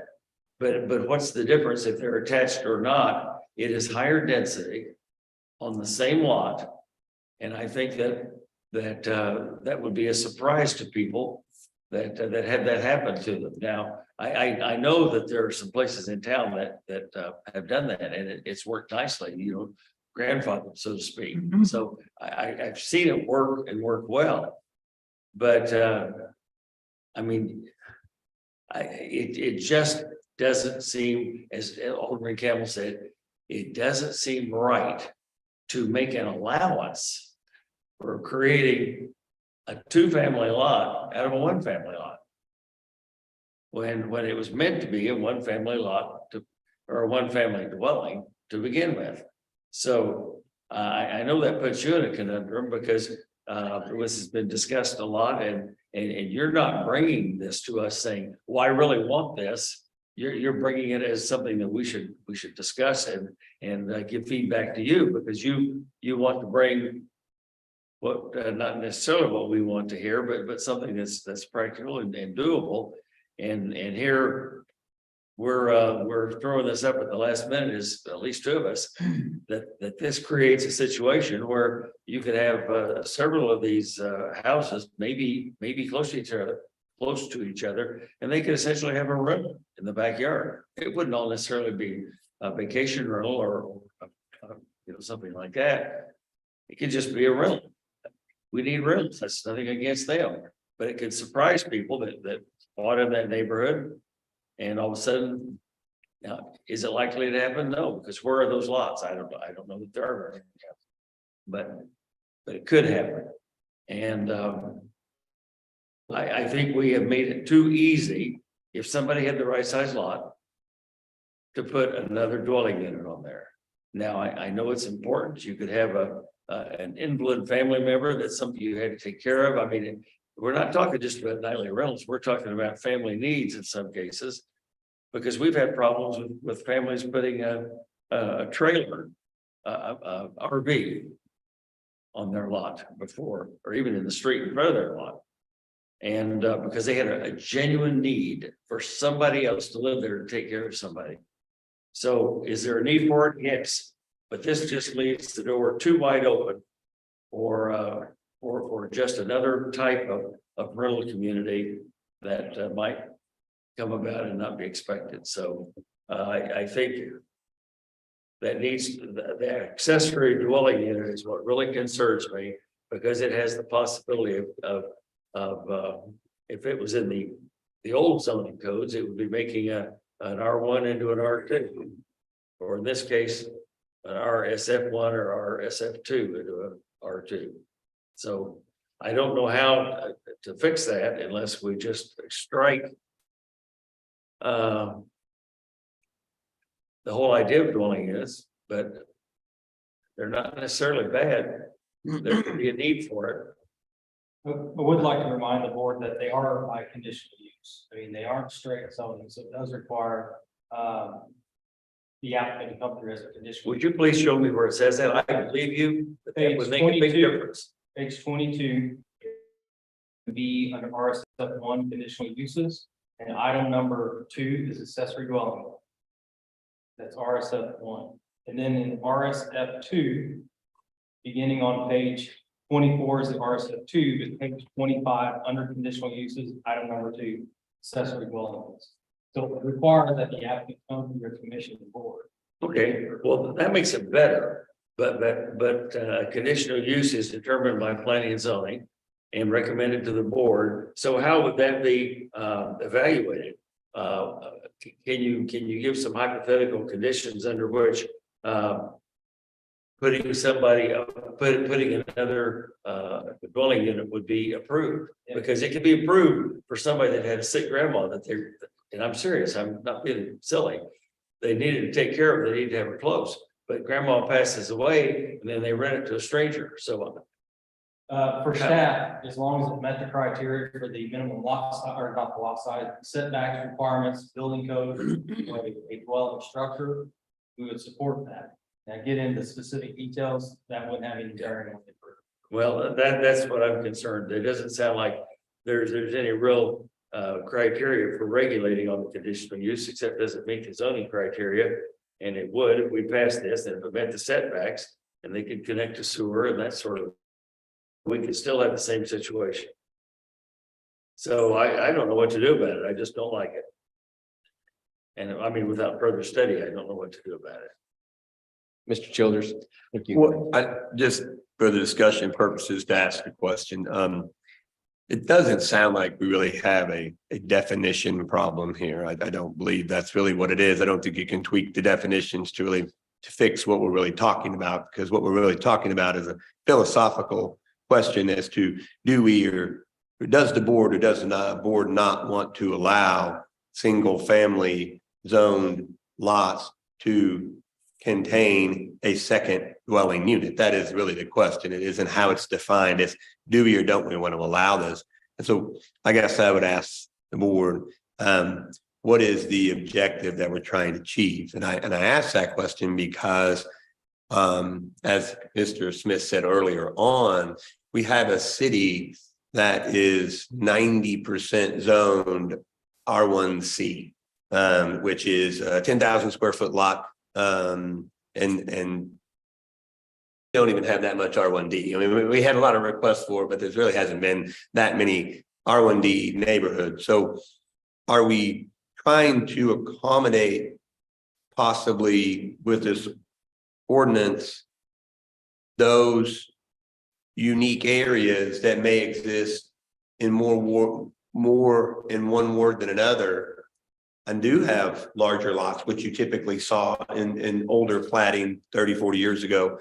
Or is the city desiring to see new subdivisions be proposed that do allow for this, that could, if not communicated accurately, to a buyer, to end up having a rental in the back of the yard and then someone not know that? So I guess I'm just seeking a little bit of clarification on what are we really trying to achieve here? I don't think it's a definition issue. I think it's a question of, if this isn't something we need to do for a certain area of town, maybe that really where we need to focus. Or are we trying to get new subdivisions to be proposed that allow for this to occur? I don't know if that helps or hurts. I just think We might help some clarification. One comment I would make on this is, I definitely think that this turning into rental properties and stuff like that on a single family, I don't think that's anything any of us want to see happen. You know, I think the idea, we've talked about this before with mother-in-law quarters and stuff like that, and this scenario that we're talking about, I think, you know, from listening to the board, I definitely don't want to see this hang up this piece going through, but I do think that if we do have the single, this is just my thought on it, but if we have these accessory buildings that allow for a dwelling unit, we have to put some sort of regulation in there where they can't turn into rental, long-term rentals, or even maybe even restrict short-term rentals on them. But or strike it completely if that's the sentiment of the board. But I don't know which one of you two were first. I'll defer. Thank you. Mr. Kelly. Yeah, I don't know that I would phrase the issue just exactly the way that the city administrator did. Because the ordinance itself calls for a conditional use process for the installation of what we call mother-in-law quarters. But it's a process that if you have an ailing parent with on us, for those of us of a particular age, or brother or sister, you can apply and have them, you know, construct or reconstruct maybe your detached garage, or construct a detached garage and have an upper story and have them move in so you can take care of them. I think that's probably the intent of a conditional use and process. But the other reason why I don't know that we have to debate that issue to a fine point is that my point is it does need to be debated to a fine point, and it can be debated to a fine point. But right now, we don't have any regulations at all covering this kind. There's not going to be a deluge of conditional use permits in the space of 2 or 3 months, nor does this open the door to developments fully made of these kinds of dwelling units. I'm just saying that we have debated this and debated this and debated this. I know there's improvements that can be made. We can make them. We can target. For example, what was brought up was what are the criteria for rejecting, as Alderman Gardner said, or accepting a conditional use permit. I think that does take some study. It's more than study of one, you know, an amendment tonight where we kind of guess about the language to expedite the next time. I think it does take a few more sessions than that. My point is, this is probably the only opportunity that we'll be able to timely get some legislation through. And then we have a framework by which we can target the areas that need improvement, and we can do that with a new board. But otherwise, we're going to set this process back. What? How long have we been waiting? Since 2020? 3 years. I mean, talk about dithering. So I do agree that there's debate and discussion to be had on fine tuning this. But the time is now, if we want something like this passed, to get it done. Mr. Vaughn. So just respectfully, I think it is a little bit of a definition issue. But we have RSF1 and RSF2, correct? I mean, well, R1A, R1A, yeah, correct. Yeah, so we have single residential dwellings. If someone wants to make that multifamily, we also have that regulation, correct? Okay. We also have a process in place to change one from the other if they so wish, correct? Okay. So I agree with Alderman Gardner. I agree with Alderman. It makes no sense to me when there is a process in place to make it multifamily, to change another definition to be that. So. Alderman Campbell. I like my words here.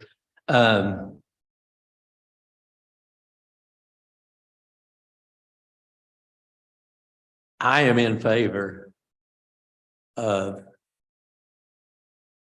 not having an accessory dwelling unit in this SF1, in these single family ordinances, whatever you want to call them. I would be in favor, I like the conditional use thing. I do like the conditional use thing, but there's problems come with that, you know, when if you build a mother-in-law's quarters and then she passes away and or you sell the house, how we're gonna keep that from becoming rental property. And I would not want to buy a house, and I don't think anybody would want to buy a house in a subdivision that is zoned for single family residences. And then 2 years later, find out that that's not really what it is. I'm in favor of striking the allowance for a secondary dwelling unit on a single family lot. And I'd also be in favor for expediting it next meeting. Mr. Gardner. I second that motion. I know it's not a motion, but I think that we need to go ahead during this 2-year Alderman situation and get it done by that would be the 3rd of April. So expediting it, but I think we need to strike any reference to accessory building units being allowed and amend it to that order. And then if I understood Attorney Callaway, that if we did that, it would require we could do that, and then it would require going on a first reading on April the 3rd. And if we all understood that we needed to get this done because that's the last meeting for this board, then we could expedite it. And I don't know if there's any way of getting a consensus, or if you wink or nod your head or what, but I would be open, and I assume Alderman Campbell would too, to make a motion to amend it in that way.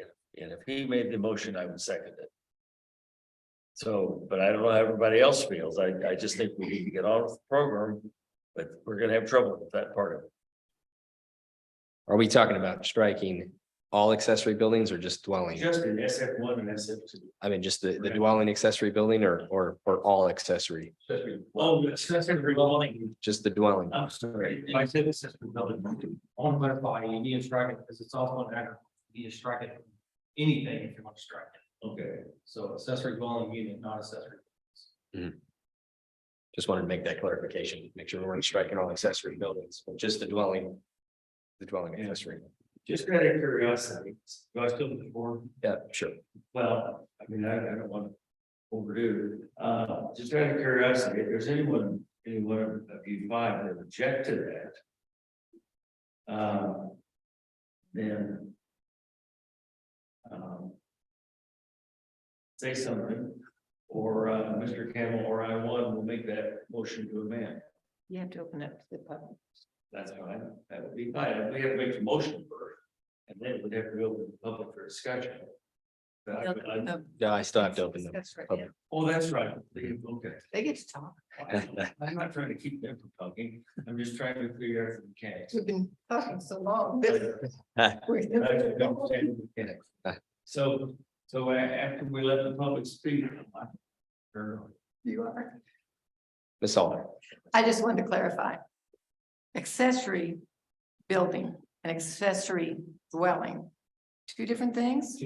Okay, so you're not talking about, or what's being discussed is not talking about taking away an accessory building. You can build a building to store your stuff in.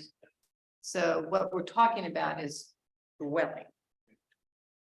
Okay, I'd like to hear what the public has to say. And then we get a chance to talk again. Yeah, no, I won't forget. Mr. Campbell. I was going to make the motion. Okay. But if anybody feels like they want to hear from the public, I'll hold think that. we're required to open the public. Yeah, I still, it's public before we go any further with it. Okay. Go ahead. I'm going to open this up to the public portion of this. Is there anybody here who'd like to speak in favor of this bill? Is there anybody who here would like to speak in opposition? Sir, please state your name and address. Last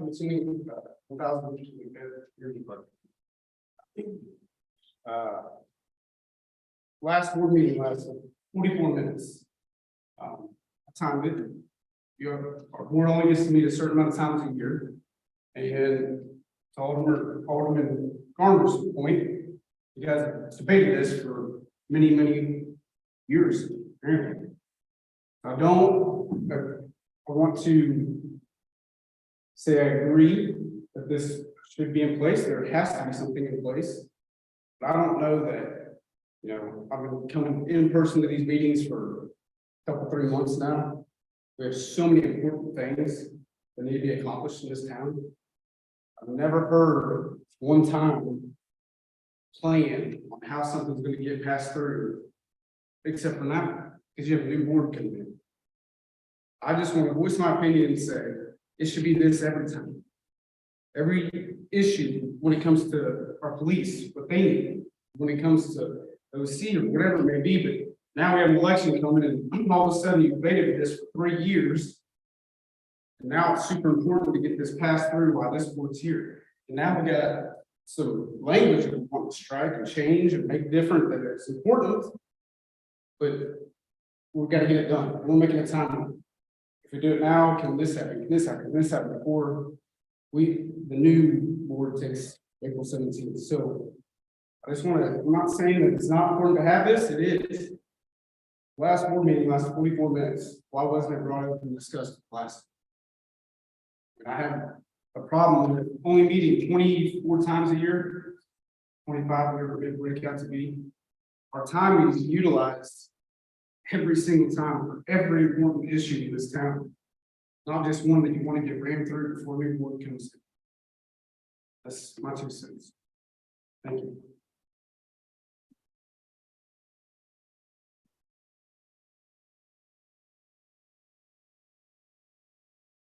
Jeannie Hutchinson, 509 West Walnut Street, and I live in a house that has an accessory dwelling over the garage. Freestanding. I'm not speaking for or against it, just saying that is the facts. It was built for the son, 55-year-old son, who lived there and took care of his parents and the family before us. And the neighbors have never objected to it. And so that's a reality of what's already going on. The second point I would make is that in another city in which we lived, that was 20 years ago, and they had it was in the South. Accessory buildings were an accepted fact. It was a city the same size as Ozark, very wealthy city, I guess in some ways. It did not hurt the neighborhoods. Maybe a good idea might be to look at other cities that have lived with this for a while and see the impact of those cities. Thank you. Thank you. Anybody else to speak about this bill? All right, I'll close the public portion and turn it back over to the board for any other further comments or questions.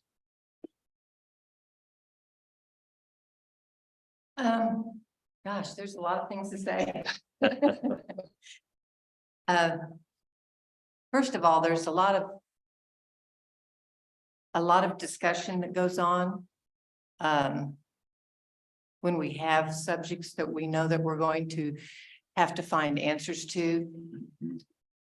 A lot of us do our own research. So there's a lot more discussion and thought that goes into the votes that we make on the subject that you don't see. There's legislative sessions that we have where we discuss what's coming up, pros and cons. And I think sometimes, I think what we try to do as a board is to do the right thing. We're not trying to shove the problems down the road. We're not trying to come with our own agenda. We're trying to represent the people in the city that we represent. We're trying to follow laws. We're trying to do what's right for the city, because the city has to operate. And everybody doesn't get what they want. You just don't. So to say that we are now making this decision because we're going to change the board, and for 3 years, we have not tried to make a good decision on this. If you feel that way, I'm sorry, but that's not what's happening at all. And I think before you criticize the board, you need to be on the board, and you need to have visited and watched us do the city business for more than just a few months. I appreciate you coming those few months that you have. But I don't think your observations are correct at all. And I really kind of resent the conclusions you're coming to.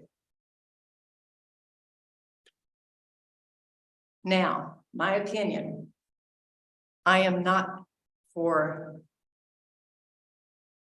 If you just look at the definition of dwelling and say it's a single family, shouldn't have two families living on a single family, I guess, yeah, that makes sense. That's right. However, if you really look what's happening in our community, it's not addressing the needs of the people that are using this that way. Like the point was made, I know of people that are taking care of a son or a daughter that's handicapped, a parent or a grandparent, and they're doing it, trying to. They're doing it with a dwelling outside their own home. Some people are doing it in their homes if the home is big enough. So when you're asking me to make a decision on this, if I just go by the definition and I vote, for that would make sense. Well, I'm doing the right thing. I don't think, I just can't do that because I don't think it's doing the right thing by what's really going on. People need to be able to take care of each other, their loved ones. I just don't see in the city it being a problem where people are renting these extra dwellings out and it causing problems. I just haven't heard that in our community. I have heard that people are trying to take care of their family. I know that's real. I don't know that the other situation happens, or if it does happen, if it's even a problem. And that's been one of the problems of how we vote, how we bring this forward to make sense as a law. And that's why I guess some of us we don't know what. We don't know how to vote in a way or how to bring it about in a way that will make sense according to your definition. A single family dwelling should have one single family. What is a single family? My daughter and her husband live with me. We're two families, if you call them a family. What about the family that has a young girl that accidentally gets pregnant and she wants to keep the baby and live with that family? Does she become a family now? What do you do with her? Can she not live with her parents? But there's two families. She would be a family, the baby would be a family, but she can live with her parents. If they have a garage, they couldn't fix it up for her and take care of the baby and her so she could finish her education. No, didn't fit in with this bill. So that's my objections to it. And I think that's reality. That's what's really going on in our community. I think people are trying to take care of each other. And I think by not letting them do that, we will hurt a lot of people. Mr. Vaughn, or was I it? believe. Mr. Campbell? I understand where you're coming from. My response to the two questions I guess I heard there was, let's have, I guess you would call it a multifamily one, or on a certain size lot, or a multifamily two. The thing is, with this ordinance, we're not addressing what are we going to do about multifamily, what we're going to do about duplexes, stuff like that.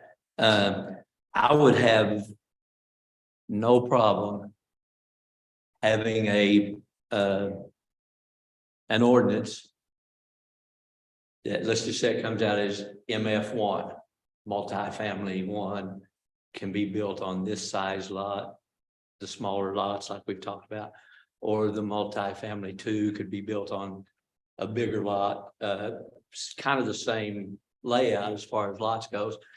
And you know, keeping the setbacks and everything like that, like I know we're real strong on doing.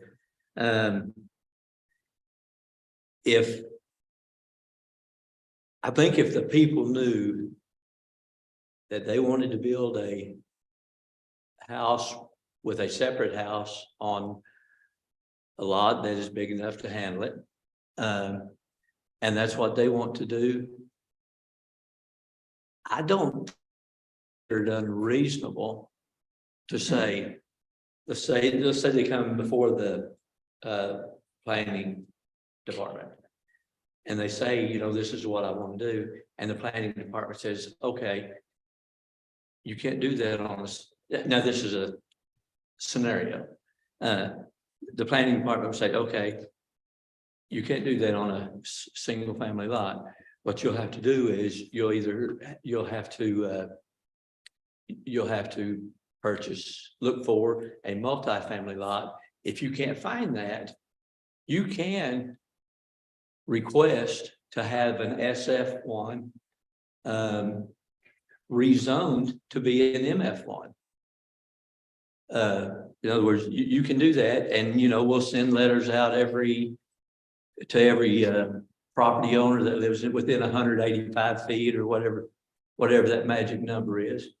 And you would ask for it to be rezoned so that you could have 2 dwelling units on that lot. And I think that's in theory, it seems to me like it's something that would work a whole lot better than selling somebody a single family lot. And then go all through all the hassle. But anyway, that was to one question. The other question was, my note says not opposed to identifying. I don't know what your question was. I'm not opposed to identifying. I don't even know what that note is in regards to it. It was something that clicked when you were speaking. Okay, yeah. I'll circle back. Mr. Vaughn. I think just to reiterate Alderman Campbell's point a little bit, we have zoning regulations for all of these lots. I'm not opposed to taking care of a family member. I think that's what we are supposed to do.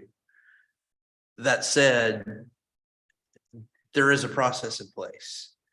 And that process, as Alderman Campbell described, and as I asked earlier, is if you're zoned single family residential and you want to change that, there is a process in place for that.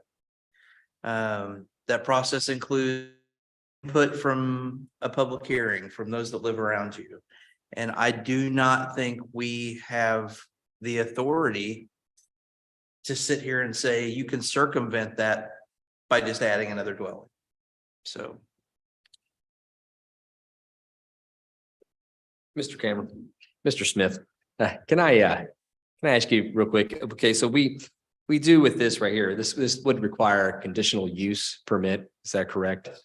And I know before years ago on P&Z and stuff, we would have these conditional uses come up and it wouldn't, you know, we've had everything from a bakery in a garage and these types of things. And we've also come forward from these conditional permits because, you know, it's something that you've put in place. And really the thing that we dealt with all the time was, is it a nuisance to your neighbors? Is it something that's causing an issue? And if it is, then under that conditional use, you can actually lose that conditional use because of the impact that it's having that's outside of what it was you know, intended for. Is that correct? Is that your understanding of this? We'll go through a process of conditional use where it would have to have an approval and go through public hearings and neighbors would have an opportunity to speak. So yes, that would be the process.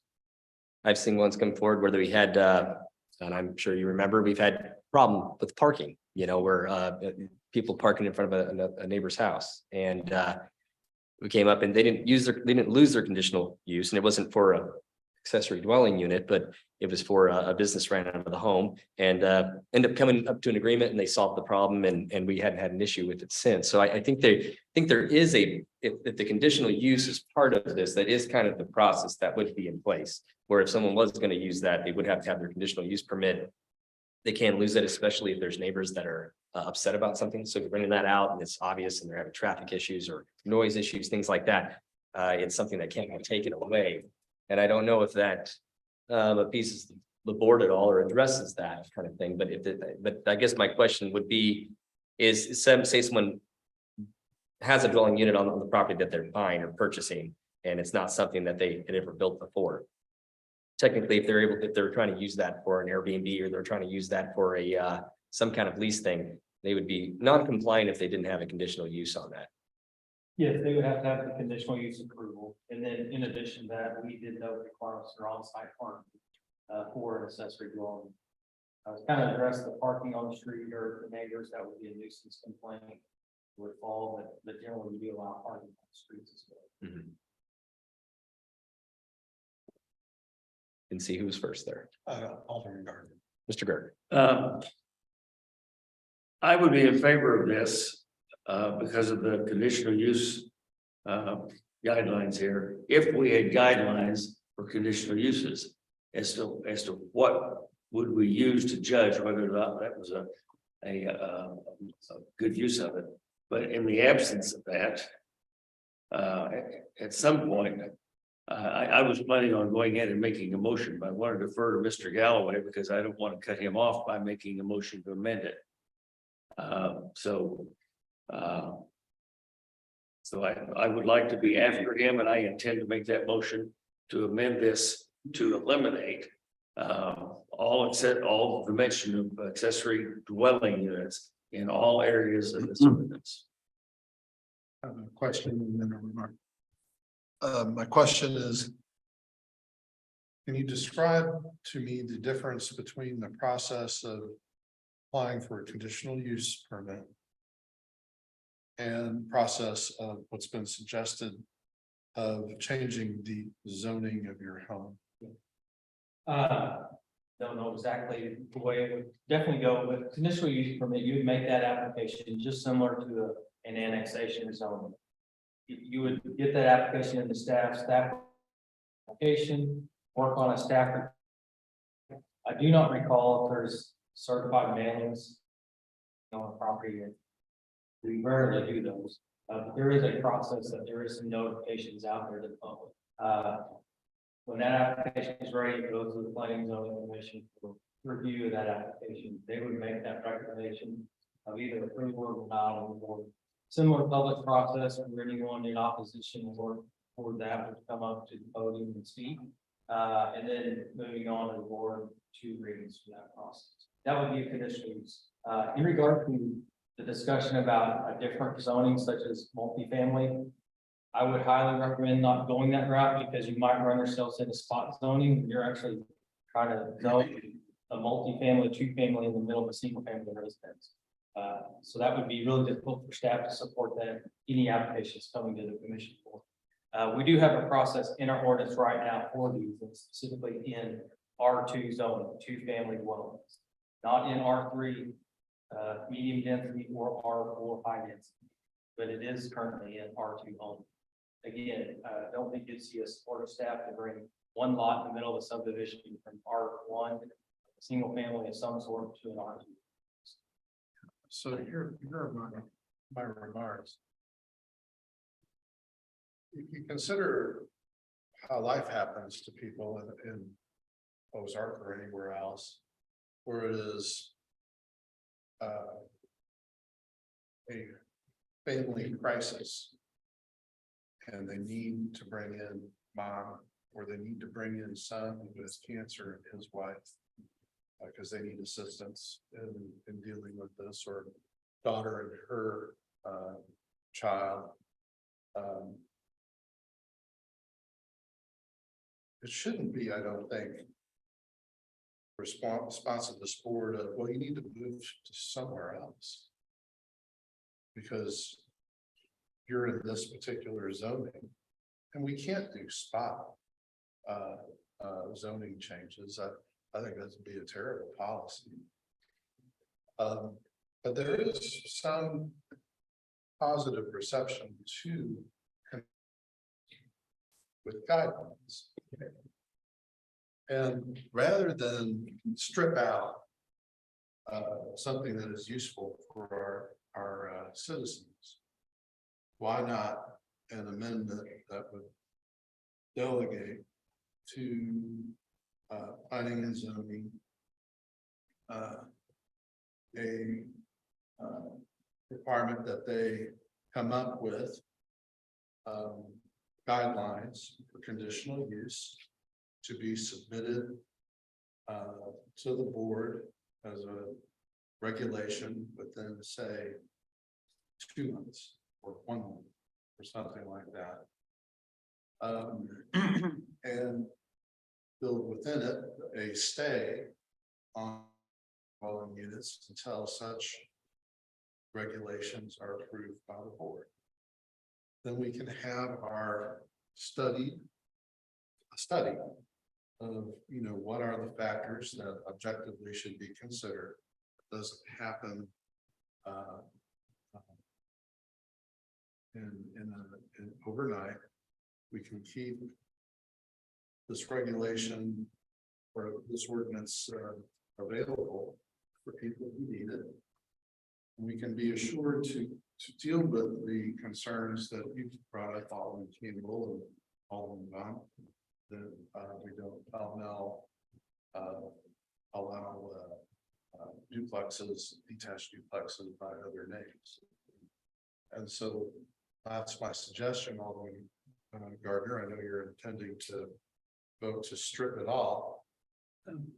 But my suggestion would be that you amend to allow just exactly how I put it and address your concerns. And then the nice thing about it is we can delegate to the administration. And we can put an ordinance that says it's got to come back to us for our approval or amendment. That would be the end of the April. I mean, excuse me, that we would not be able to do that then with this board. Yeah, but at least all these other discussions that we've had for this other ordinance will not come to waste. We will have it in place.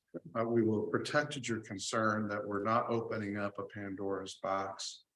And that's a lot easier to discuss among the other board members, whether these guidelines are appropriate. Wild-eyed, as far as I know, candidates that are wanting to do something strange. And the city administration has heard of the feedback here. I can imagine that the regulations are going to fit those concerns. Alderman Vaughn, may I clarify something? Because I know you were next. I asked at some point to speak on this again. I don't think that's a bad idea. I'm just confused on the timing of it.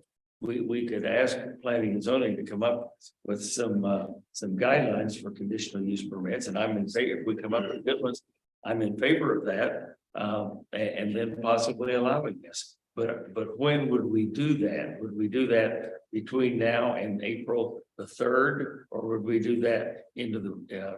I mean, that's up to you all. I just think if we're going to do a second reading and expedite it on the 2nd. On the 3rd of April, that we won't have time to do that. That's my concern. Addressing that from here on. Well, I was addressing it to you because of your timeline. I didn't understand what timeline you would use to do this, because would ask planning and zoning. Pardon me, I know this is irregular for us to have a conversation like this, but I don't understand the timeline. So I think we need to know what he's proposing. Oh, I don't think it's irregular. I don't think you should apologize. I mean, Well, we're trying to come up with legislation that meets the different interests that we're talking about. Now, I mean, I wasn't talking about planning as a commission. I was just thinking delegated to city planning and development to come up with the regulations, because it'd be a bit quicker, really. But when would you want this to be voted on? Are we talking about just tabling this and coming up then with these regulations and? You can pass it now with the, with the phrasing, I see where your question is. I think I Okay. can clarify it. But what I have envisioned is it's a delegation. You pass the ordinance with this amendment and it would delegate to planning and development to come up with guidelines for doing the conditional use. And then there would be a time frame for them to come back. I think that, more than 2 weeks would be appropriate. I think, probably 2 months would be appropriate. That come back and then present it to the board, which can amend or accept those guidelines. Would be how I would write the amendment to the ordinance, and then that would include a stay on any development of accessory dwelling units under that ordinance until such regulations have been approved by the board. That would accomplish what we want, but Ms. Callaway, can we even do that? Can we pass this bill with an amendment that the planning and development department come up with some guidelines for the conditional use? And those would have to be approved, and so we basically have an ordinance that was not, that was vague in that regard, and so I don't know if that would work, but Yes, what is being proposed by Alderman Galloway would achieve what he's describing in correlation with what he's stating, where planning and development is bringing back guidelines. He's also saying part of that condition placed on the approval of this ordinance would be that this board would tell staff that there is a stay administratively on issuing any accessory dwelling unit approvals. So that would not move forward and staff couldn't grant any of those or send an application through to planning and zoning until that stay was lifted when the board is satisfied with the guidelines that have been sent forward. sounds good. I like that. You want to propose? Well, No. let me give Mr. Vaughn a chance. So just a few questions. One, is there currently a process in place to apply for conditional use? Yes, there is. So if tomorrow someone needed to create a residence for their ill mother or an additional space for their ill mother, that could happen. No, not with the administrative stay as being proposed by Alderman Galloway, but if the ordinance is approved as written, then yes. Yeah, I mean, as today without this at all. Today, without this, no, it has to be an R2.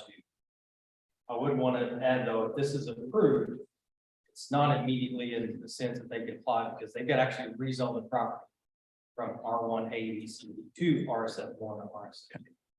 Probably chances are it's RSF1. So they wouldn't automatically be making an application for conditional use. Now, they could be bringing it through simultaneously, but they've got to get the property rezoned to accommodate that. Okay.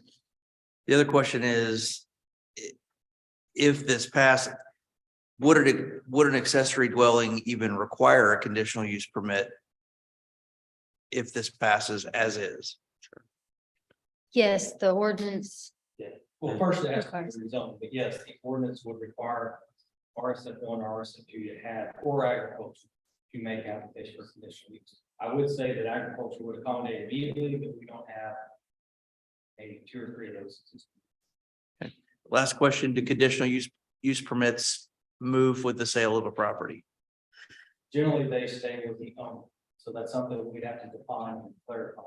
In the current ordinance, they do not transfer. You would have to reapply. So when the property, if that use ceases for a certain period of time, or if the property transfers ownership, then you would have another situation where another conditional use would have to be issued. Can I ask you a question for clarification? Yes, sir. If there's an amendment with the conditional use criteria, does that need to go back to planning and zoning, or does it come straight to the board? For those proposed amendments? Are you asking about Alderman? Okay, asking you. Are you asking about Alderman Galloway's proposed situation? Yeah, if we are proposing conditional use criteria, I think we need to take that back. No, that wouldn't have to go back to, the way that the conditional use ordinance is established now, it allows for the planning and zoning board and the Board of Aldermen to consider factors in terms of if this proposed use is going to create a nuisance or any additional issues. Those aren't defined in the ordinance, but what is being asked is if staff would define those potentially for this type of situation and provide that to the board to consider. So it wouldn't have to go back to the board necessarily. Think about my time. Okay. Well, I only have one other question, and that is if we're putting this condition on it, does it have to be retabled and brought back if it's with Mr. Galloway's condition on it? Would it still be affected where we'd have to bring it back as a new written No, ordinance? my understanding as Mr. Galloway proposed it was that it would be a condition to the approval of this ordinance. And there would be those two steps that would take place before any accessory dwelling unit could essentially be applied for. So it would move on to the Yeah, second. that's what I was understanding as well. I just wanted to make sure we were all on the same page there. I'm not sure who's next, but I think Ms. Alderman. Your button was on, but I think. Some question. Just, clarify for me. So what you're proposing is you pass the ordinance with accessory dwelling. To clarify for me, so I wouldn't know what I'm doing. It would stay as written, except that the conditional use criteria would be developed by city's planning and development department to be presented to the board, and I'll just say by May 1st. And also there would be a provision that, and under the amendment, no such conditional use permits applications shall be accepted or reviewed until the board approves the criteria or amends the criteria. Okay, so this would be passed to the second vote. Because we're just on first hearing Yeah, so we would, as written. no, it would be amended tonight. Okay. Then following what Alderman Campbell's process was on expediting, it would be moved over for a first reading on the amended bill. With the conditional use. With the, Well, it wouldn't actually have to move to the first reading. We could just make the amendment that you're proposing and treat it as this still is this first reading. Yeah. can we? You would be just making a condition on the bill, and so it's not amending. Change, so we would be then moving to second reading. Yeah. Okay, To thank you strike for it. that clarification. Yes. You can take up the condition either tonight or the next meeting. So if that is done, then on the second reading, we would pass it as accessory dwelling with the conditional use in place. Is that, am I right? Except that the conditional use process could not be used until criteria was developed and then it was approved by the board by May 1st. Okay. Mhm. Okay, thank you very much. Okay. Mr. Gardner, okay. This is, I'm ready, but I want to ask you a question because it confused me in that last thing. If I make a motion, which I'm ready to do, to amend Bill 3324 to put a stay on any conditional use requests for accessory dwelling units until such time as guidelines were drawn up, that would put this back on a first reading on April the 3rd. No, I believe the motion as Alderman Galloway has presented it, it would be a condition placed on this bill that when it's approved or voted on at the second reading, that it would only be approved with the condition that you place on it tonight and those conditions he's outlined. Okay, then why I defer to Alderman Galloway, why don't you make the amendment, make the motion for the amendment as we've discussed? I moved to amend bill number, are you sure you don't want to do it? Bill 3324 to include the following condition. That the conditional use process shall not take effect until after the Board of Aldermen approves or amends criteria for that process developed by the City Planning and Development Department on or before May 1st, 2023.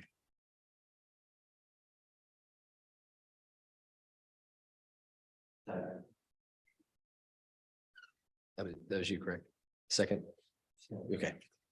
Motion was made by Alderman Galloway, seconded by Alderman Campbell to, was a lot.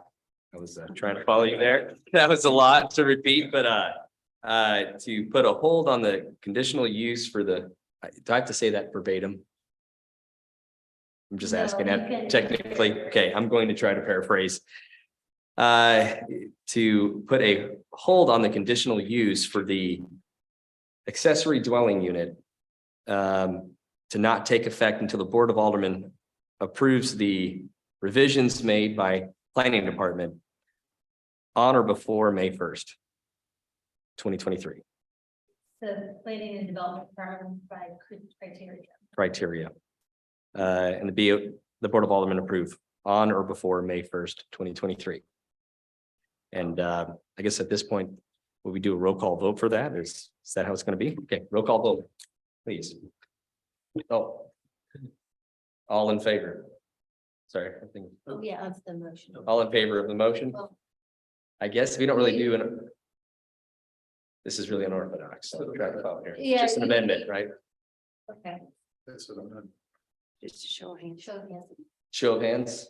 All that approve? No, that's a show of hands. Show of hands. Show of hands. Lee. Sorry. I believe that was unanimous. Yes. Okay, all right, then that'll be. We'll bring that back up for second reading on the next legislative meeting. Okay.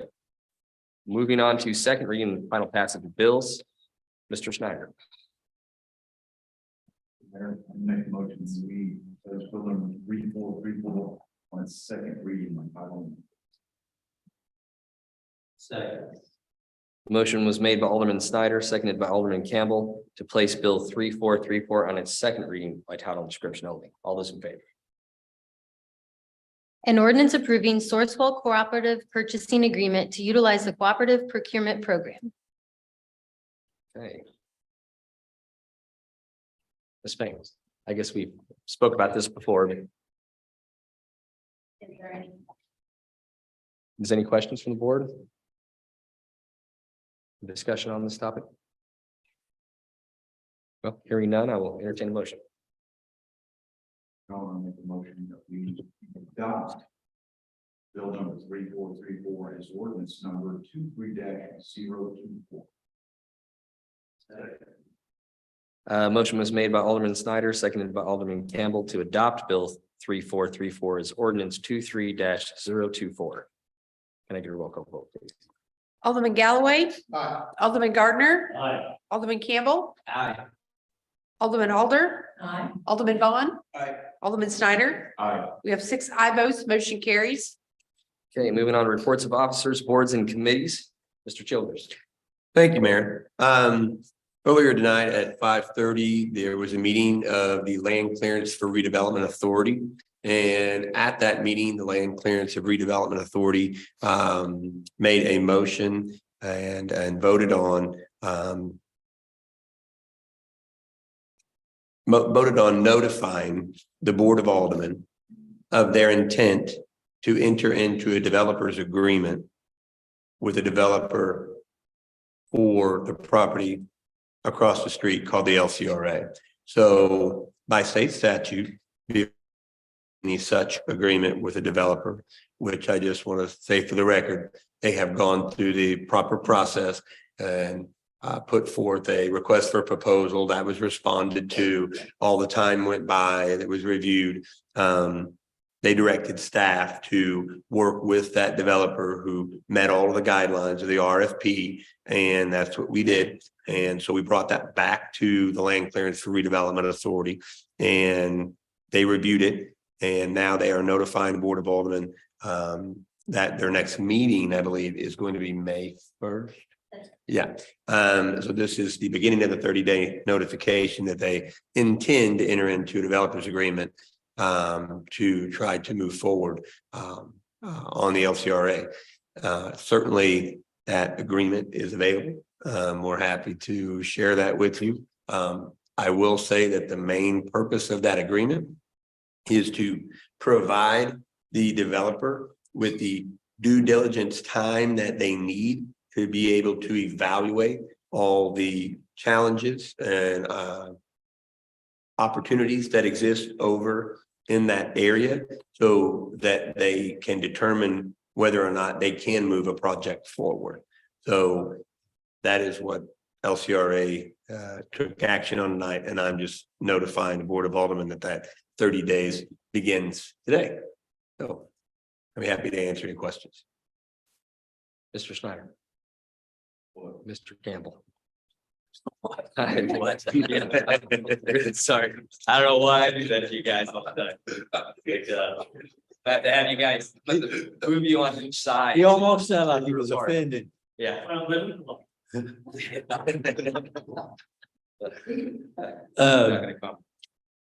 Since this is an LCRA issue, and I've not dealt with a lot of LCRA issues.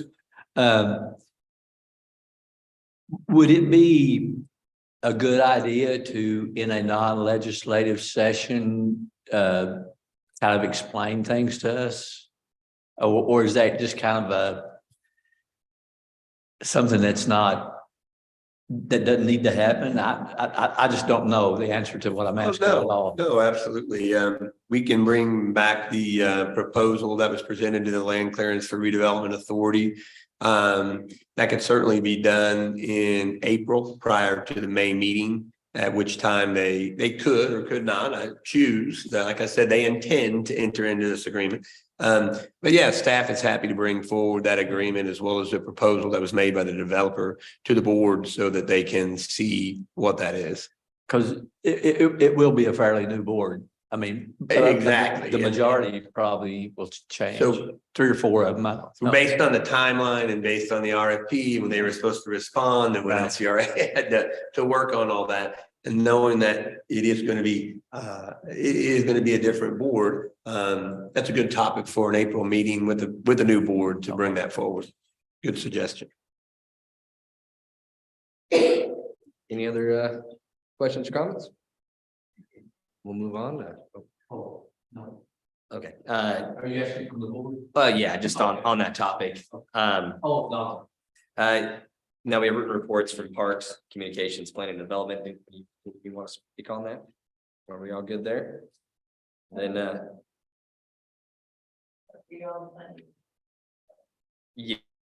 If you have a question, any of those. Maggie's Restaurant? What is that? You're asking Huey Magoo's? Huh? Huey Magoo's? Yes. Yes.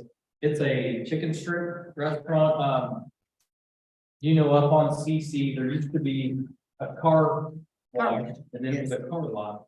They're converting that building into it's a like fast food style restaurant. There's one currently under construction. And are they started construction or They had a demo permit that they achieved or acquired a while back, but right now they're in plan review for. Okay. So they'll be starting constructions. Okay, did they give a timeline? No, too early? Probably, I'd say 4 to 6 months. It's kind of. Okay. There is one at the corner of 65 and Sunshine Run. When you get off, it was an old Get and Go or something, and it's right across from the Waffle House if you want to see one. Okay. Yeah. Okay, thanks. Thank you. Thanks. Moving on to miscellaneous comments, announcements from the board. Anything particular? Mr. Campbell. Yeah, yeah, I got it. Golly, like I said, I'm about to separate you He's two. happy now. About to separate you. So I had passed something along to the police chief. About 8 o'clock on the morning of March 4th, which was on a Saturday morning.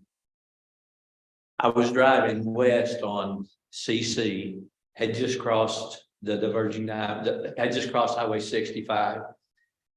And saw this lady, I won't even call her elderly because I didn't get that good a look at her. It was cool out that morning, best I remember. But she was so close to not being able to even walk that I was prompted to pull off into Come and Go's parking lot and walk up there to where she was at. And by the time I got there, police officer Jessica Brown had already stopped. And this lady, you know how, like if you're on the northwest corner of CC and 65, where you're kind of up on a hill above, looking down on Taco Bell. And we've got that little curvy sidewalk there that you can walk on down. That lady was attempting to walk down that grade. And I personally don't believe she would have made it. But Officer Brown had stopped and spent some time there on the side of the road talking to that lady. I got a picture of it from down in the parking lots down in, I don't even remember if it was McDonald's or Taco Bell, one of those parking lots.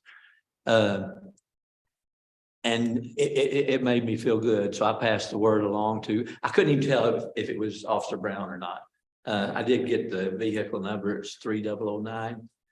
And we identified that as being Officer Brown, which I kind of thought it was, but I wasn't 100% sure.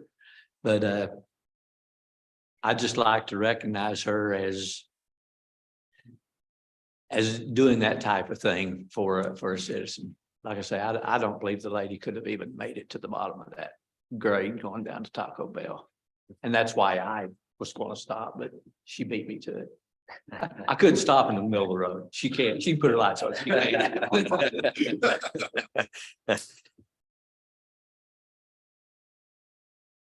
Mr. Childers, could you give us an update on the new position we've hired for our communications? Sure can.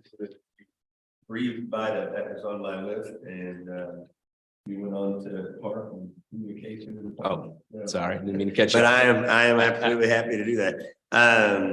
Yes, so you may have seen it, out of respect for the new hire, we wanted to wait until they were certain that they were, had done their interview and everything, but, as directed, we have interviewed, for a new communication manager's position, Ms. Jennifer Abreu, excuse me, I'm sorry, Jennifer Abreu, will be starting with the city of Ozark on March 27th. She works now at Color 10. So it is with great pleasure that I announce that. You may have seen the story about that in the Greenfield Business Journal. But again, we worked out all that timing with her job and everything and the way that was. So but yes, pleased to have that on so we can, as we've said, begin to tell the rest of the story, as Harvey would say, to if you're old enough to know who that is.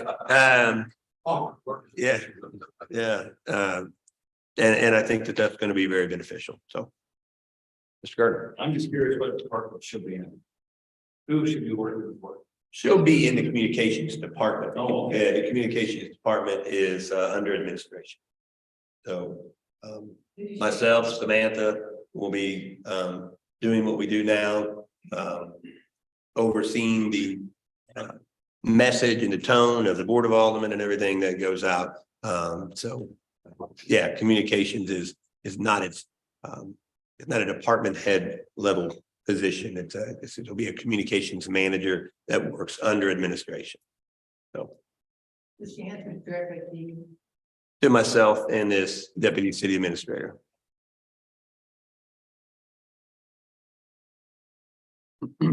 Any other further comments from the board? Hearing none, I'll entertain a motion. Move to adjourn. Second. Motion was made by Alderman Galloway, seconded by Alderman Alder to bring this meeting